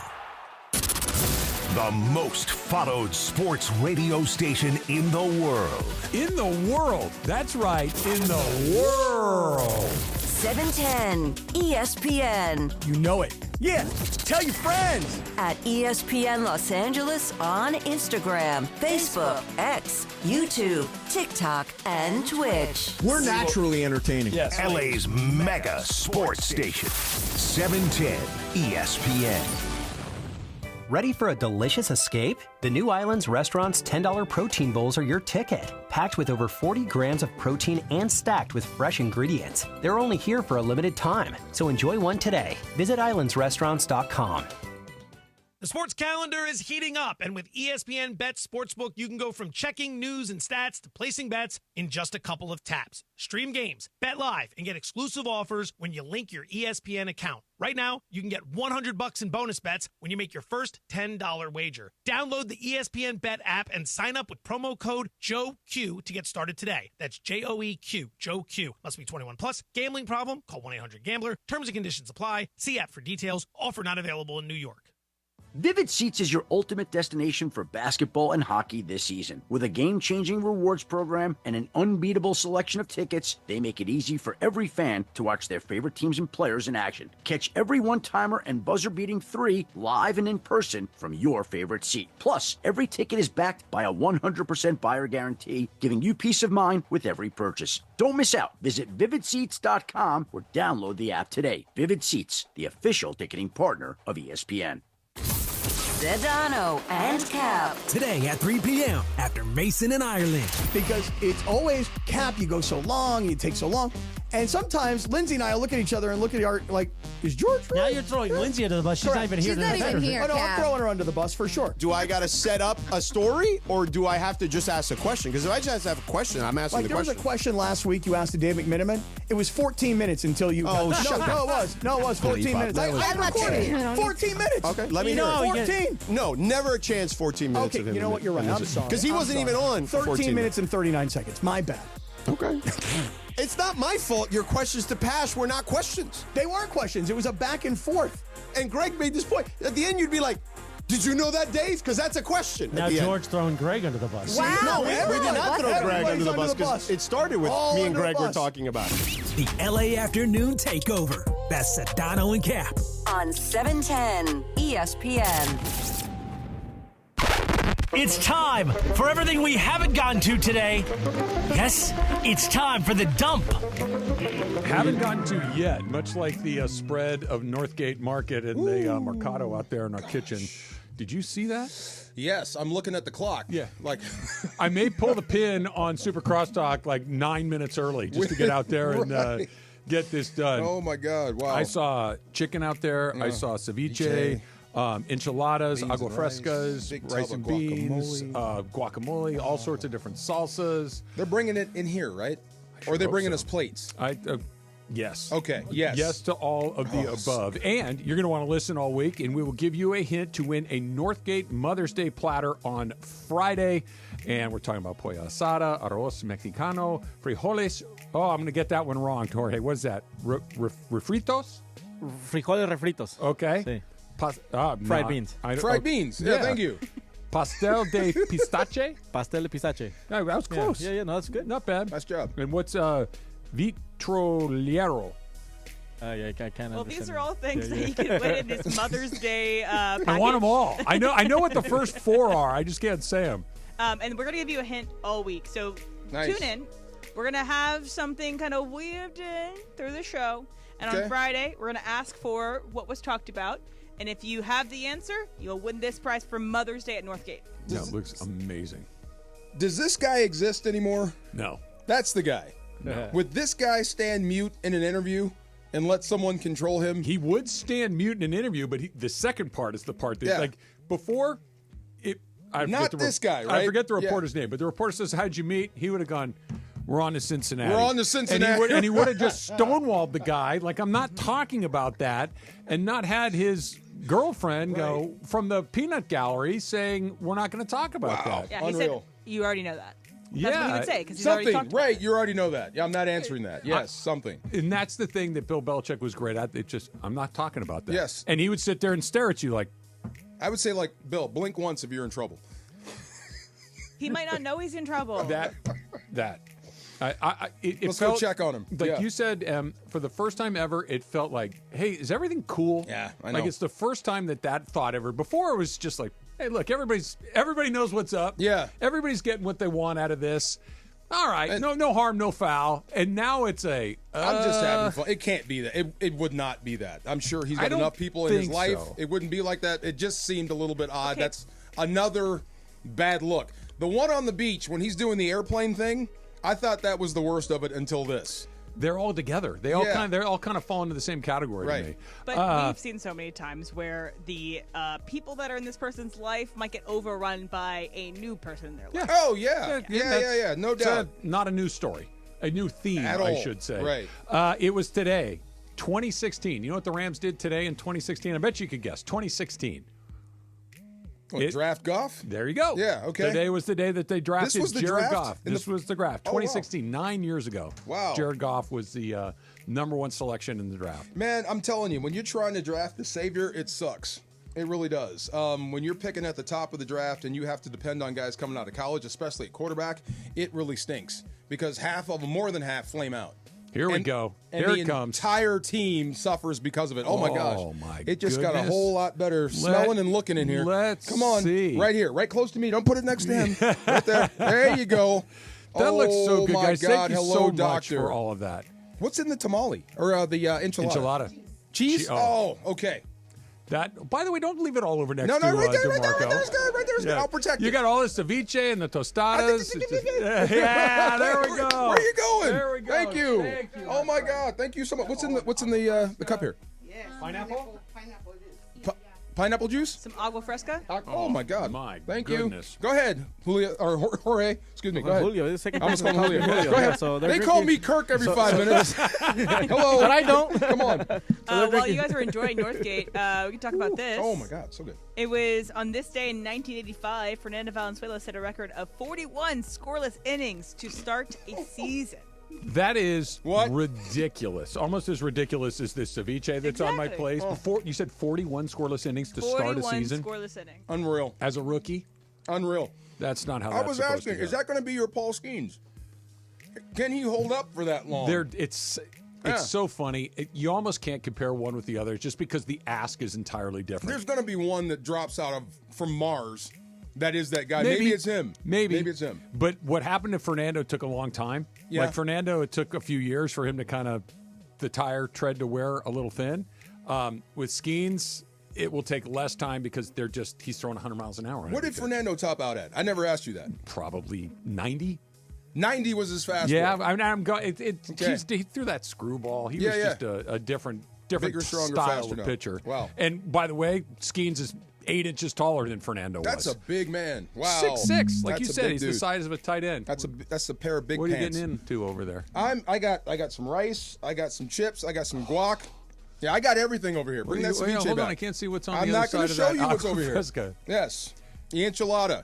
No. I'm having, pull your mic toward yourself right there. Oh, right I just want to say, what talking else to you. did we have out there? Our friends from Northgate are setting us up with all this incredible food. Tell everybody your name. Get on there. There you go. We have pollo asada, full tray. We have enchiladas de queso. We also have arroz, frijoles. We have a vitolero.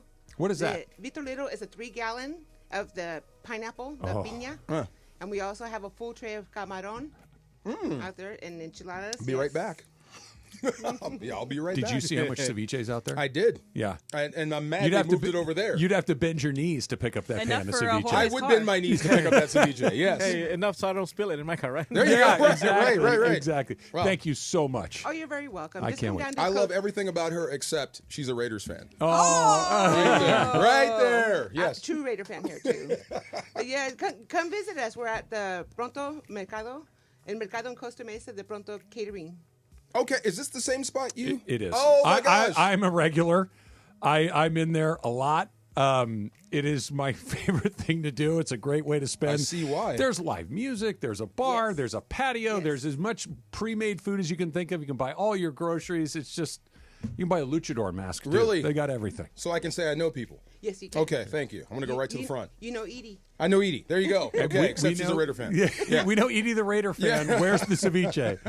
A little super crosstalk is coming up next. Plays Mega Sports.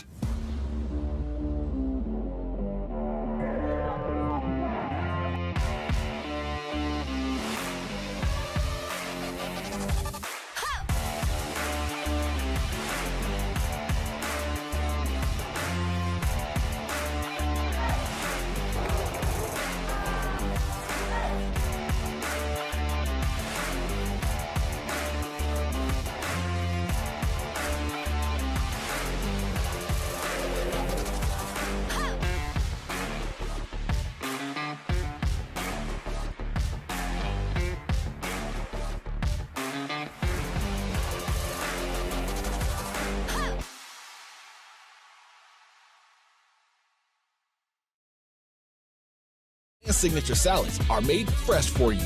Our sauces are more flavorful for you, from sweet and spicy to fiery hot. Download the Waba Rewards app or order online at wabagrill.com. Waba Grill, it's for you. We got your playoff fit, Lakers fans, with the latest collection of items to add to your closet this season. Head over to LakersStore.com. That's LakersStore.com. And snag a jersey, tee, hat, and more to rep the purple and gold this postseason. We've got the whole family covered with styles for mom, dad, kids, and babies too. Rep your team in style. Check out LakersStore.com. That's LakersStore.com. Let's go, Lake Show. Steve Mason and John Ireland. Mason and Ireland, tomorrow at noon after Travis and DeMarco. Shohei had his baby, so if I was UCLA, I'm dead serious about this. Right. I would offer Shohei's baby a full athletic scholarship right now. Just for the PR? You don't even know he's going to be good at because his wife is a basketball player. So it doesn't matter. We won't even specify the sport. Right. Here's a full ride. Yeah. It's yours if you want it. The OGs of LA Sports Radio. That's Mason and Ireland. On 710 ESPN. ESPN AM 710 Los Angeles. KRDC AM 1110 Pasadena, Los Angeles. K2560X 99.1 FM Pasadena, Los Angeles. It's the greatest segment in LA sports radio history. Oh my God. When the shows come together for magic on the radio. It will only grow stronger. It's time for Super Crosstalk. Mace is on his way in. there he is. Ireland Yeah, he's is here. He's running around here I someplace. saw him. I spoke with him briefly. John, hands off of DeMarco's enchiladas over I there. know better than to get between Let me get DeMarco this. and Hold on. any food. There you go. Let me move this over here just in case. Not my first rodeo, Yes. Trav. I wouldn't think. What I was the wouldn't Belichick think. thing? We're not going there. Yeah. We're not answering that. Did you see that about Belichick? I did. We're going to talk about it today. My question with that is, why agree to do it? You know, everybody knows that Bill Belichick likes to play close to the vest. He likes to keep his private life private. She made that perfectly clear when she cut off the interviewer.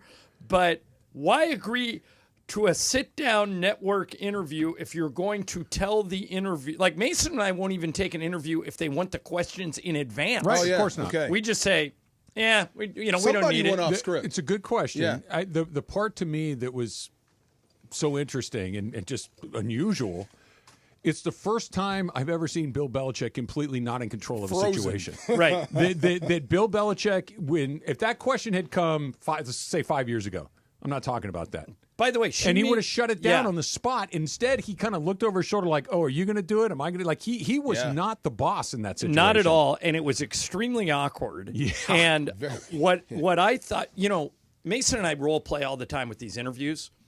It was such an easy question to answer. Yes. How did you guys meet? We're not talking about that. You know how they met?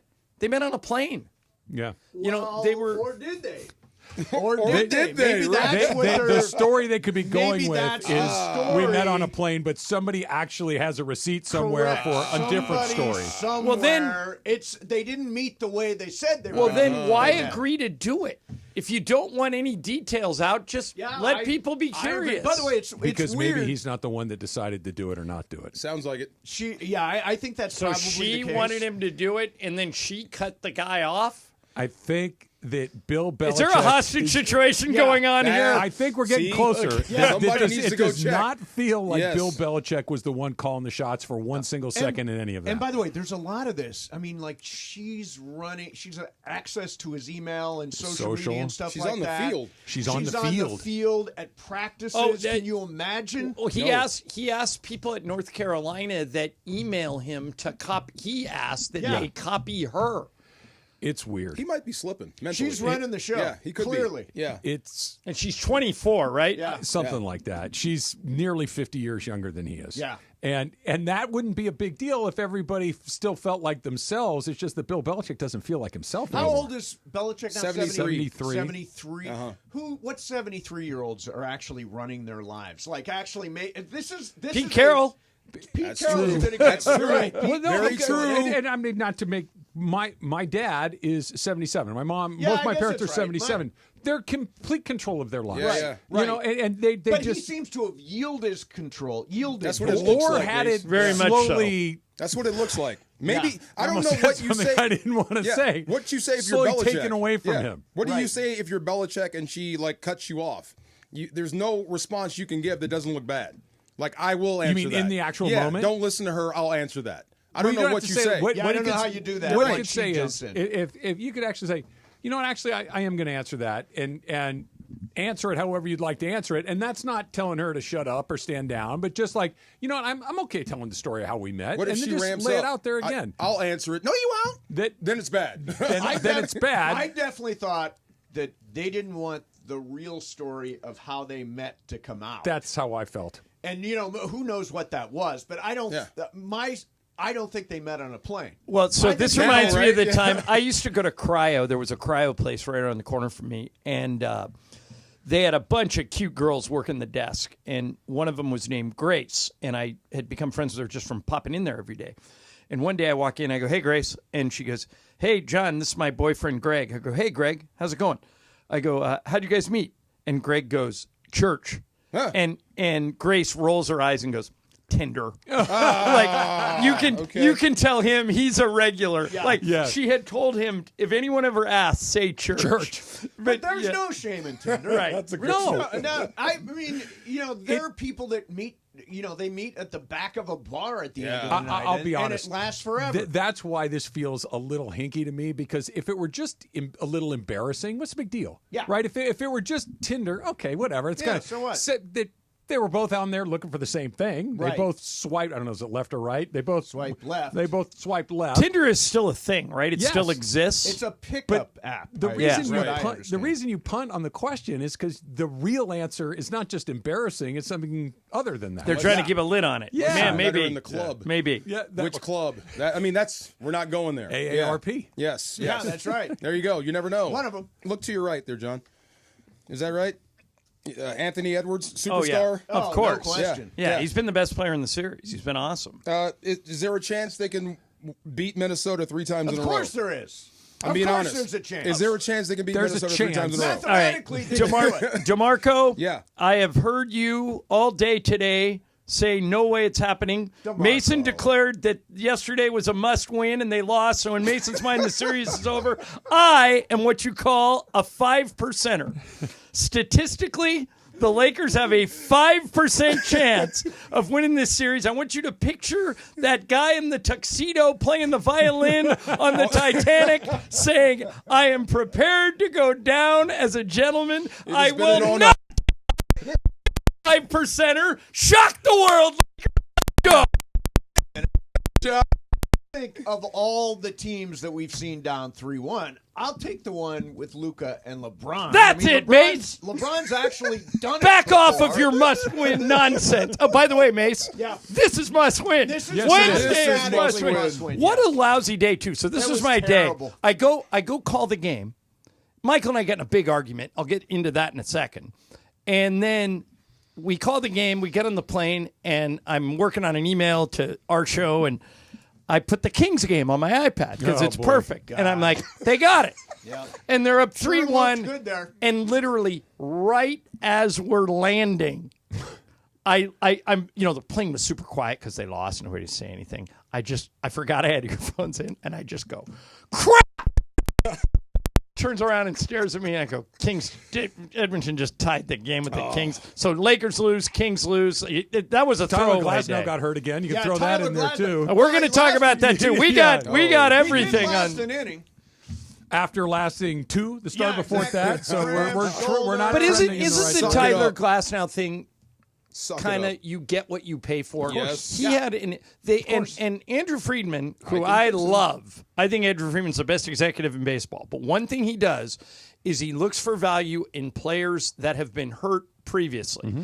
And every once in a while, he marries himself to somebody who is perpetually hurt. Was it Brandon McCarthy? Brandon McCarthy, yeah. He did sign Brandon McCarthy. And never got healthy the entire time. This is the second year of a 4-year, $125 million deal. It's a 5-year deal. Yeah. So he has 3 more years after this one. Right. He's getting I think this is $32 million a year now. This is going to be one of those rare times like McCarthy where Andrew bet on the wrong horse. I feel exactly the same way. I said to DeMarco earlier, I said, this is the first time with Andrew Friedman spending big money on a player that you feel like it's headed in the wrong direction. Still got a good percentage, right? The Mookie deal, home run. Yep. Freddie, home run. Shohei, time will tell, but it feels like it's certainly going to be a home run. Well, especially with the deferrals, yeah. Absolutely. This feels like when the dude just doesn't play enough. Yeah, I mean, you can't evaluate it if he's never on the field. He had one start this year where he's fighting with the Mound got wet, Mace. Right, Mound got wet, couldn't handle it. He's been in the league for over a decade. You know who he reminds me of, Trav? Zion. Zion is a great player when he plays. He just hardly ever plays. And I won't even give him Kawhi because when Kawhi plays, he's like the best player in the league. Right. Glasnow's really good when he is. plays, but he's Zion. You know what the word you hear the most about Tyler Glasnow? Potential. Potential. Oh, it means you haven't done it yet, right? Although Yeah. here's the weird thing. We all eat our words if somehow Tyler Glasnow is healthy and gives them a postseason starter. But when has that happened? Well, yeah, and it might, but I don't know if we're Even eating in our words. Tampa, he was never healthy, right? It's true. No, He's he always- hasn't been healthy. And by the way, the Dodgers and Tampa are both really well-run teams. Yeah. And if you're having trouble staying on the field in places like that, then it's like if it's the Pirates, whatever. The Pirates can't do anything right. They'll trick it off no matter what. But these other two teams are pretty good at keeping players on the field, pretty good at keeping people healthy. And even if he comes back and starts 8 games towards the end of the season and does really well, cool, that's useful and valuable. But that's not exactly why he's here. All right, let me tell you what I got in the argument with Michael about it, and you guys tell me who's on the right side of the I got a argument. bone to pick with him too, but go ahead. Yeah. So yesterday it becomes pretty apparent that JJ is riding with these 5 guys. Right. And I said several times, like end of the third, beginning of the fourth, they led by 10. I go, Michael, don't you want to get Luka and LeBron out? And he said, Ireland, they're not tired. Look at them. I go, I am looking at them. They both have their hands on their knees. He goes, yeah, but they're not breathing heavy. I go, Michael, if they stay in the game and finish it, LeBron's going to play 46 minutes, and Luka's going to play 45. Luka is coming off of a stomach bug. LeBron's the oldest player in the league. You don't want to get him 4 minutes here, up 10? Don't need it. Don't need it. I'm riding these horses This is up. really Michael's take, huh? Complete his vision. LeBron goes out, and he does not score in the fourth quarter. He has 27 points first 3 quarters, made those great defensive plays. After the game, J.J. Redick, don't regret for a second playing those guys the whole time. And I'm like, you couldn't have got him like 2-3 minutes, and Michael's like, didn't need it. J.J. Redick and Michael played in the NBA. I did not. But, man, even in hindsight, you don't think that you should have given those guys a breather? What's the right side of this argument? Look, no one had played 5 players for an entire half of a playoff game since 1998 until yesterday. I thought it was since they've only been keeping track since 1998, that it's never happened. That's what it was. It's never happened. There's a reason why. Yeah. It doesn't work. You're going to have to give you're going to have to give somebody a breathe. And you were, John, talking about how halftime's a little longer, the TV timeouts are a little longer. Yeah, I'm the one who was selling you get to leave your stars in longer in the playoffs, so I was kind of going against my own theory. But yeah, you saw it at the end of the game. They weren't running plays. They were just shooting threes. Discombobulated. Yes, they were gassed. And Michael, Mace, every time I said that and I used that word, Mason would go, Ireland, you don't know what you're talking about. They're not gassed. What did you say at the end? He said they're not gassed. It wasn't the reason they lost. He'll be in. Michael will be in there on Wednesday. He can stand up for himself. What did he say? The reason they lost? That they just didn't execute LeBron plays. makes a bad pass on an inbound play that could be fatigue related. He gets a foul on Anthony Edwards towards the end of the game, which could be fatigue related. Like there's a lot of things that nobody looked to have a great deal of. You can't tell me no lift. The lift on the shot wasn't quite the way that it is. When they were up 10 to start the fourth, isn't that the time? That's a perfect time to get Dave Vincent in there, to get Jared Vanderbilt in there. And then the other thing that happened last night, or yesterday afternoon, that was weird was, and I do not remember this. All 4 quarters, they took an 8 to 10 point lead. All 4 quarters, they blew the lead. And I kept talking about it, going, Michael, this is weird. They can't hold a lead. And Michael goes, I don't even remember this happening.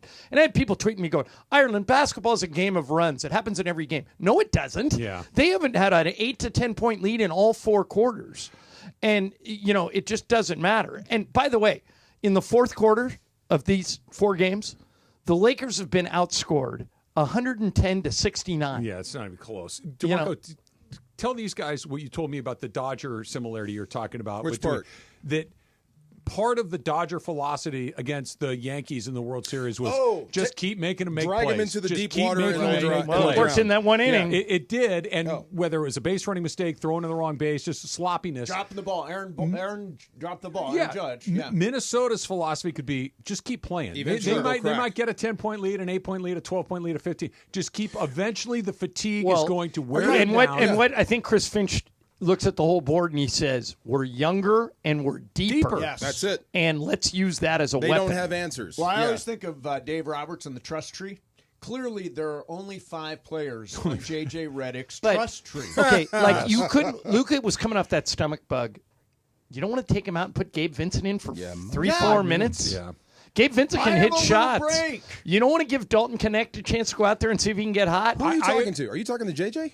Anybody. Just in I mean, particular. Okay. Anybody who will but listen. I mean, Okay. JJ, Nate McMillan, and Scott Brooks are making those decisions Yeah. as a staff. Yeah. I mean, I agree with your point, and I'm on your side of this. But to play devil's advocate, could the answer be, guys, I know what I have on the bench, and this is a better option? that was Michael's argument. Yeah, that I know. Who are you going to? Michael said a couple nights ago, who are you going to bring in? And I thought, Gabe Vincent, Dalton Knecht, Make somebody A else. gassed Luka Doncic is a better option than a fresher Gabe Vincent. Could be the response to why did they not come out? And that's the only thing I come. And if you're JJ and you have to live with this, obviously, if they end up going down in this series, he's going to have to wear it. And if you want to, like, part of me sympathizes with this. Look, if I'm going down with my best guys. Right. Yeah. And so I understand that. Yeah, part I mean, of there it. is an element of. But when we come back and shock the world, it's going to be because they gave those guys a Right, break. John. Why are you 5%, laughing, right, Travis? John. 5%. Why are you laughing? I'm a 5%er. Right, Proud. John. I'll take it. I'm I'll the take only it. one here. Yes. 5%ers unite. 5% that Max Muncy hits a home run this season too. No, That's I a don't topic think for that's not another gonna day. hit.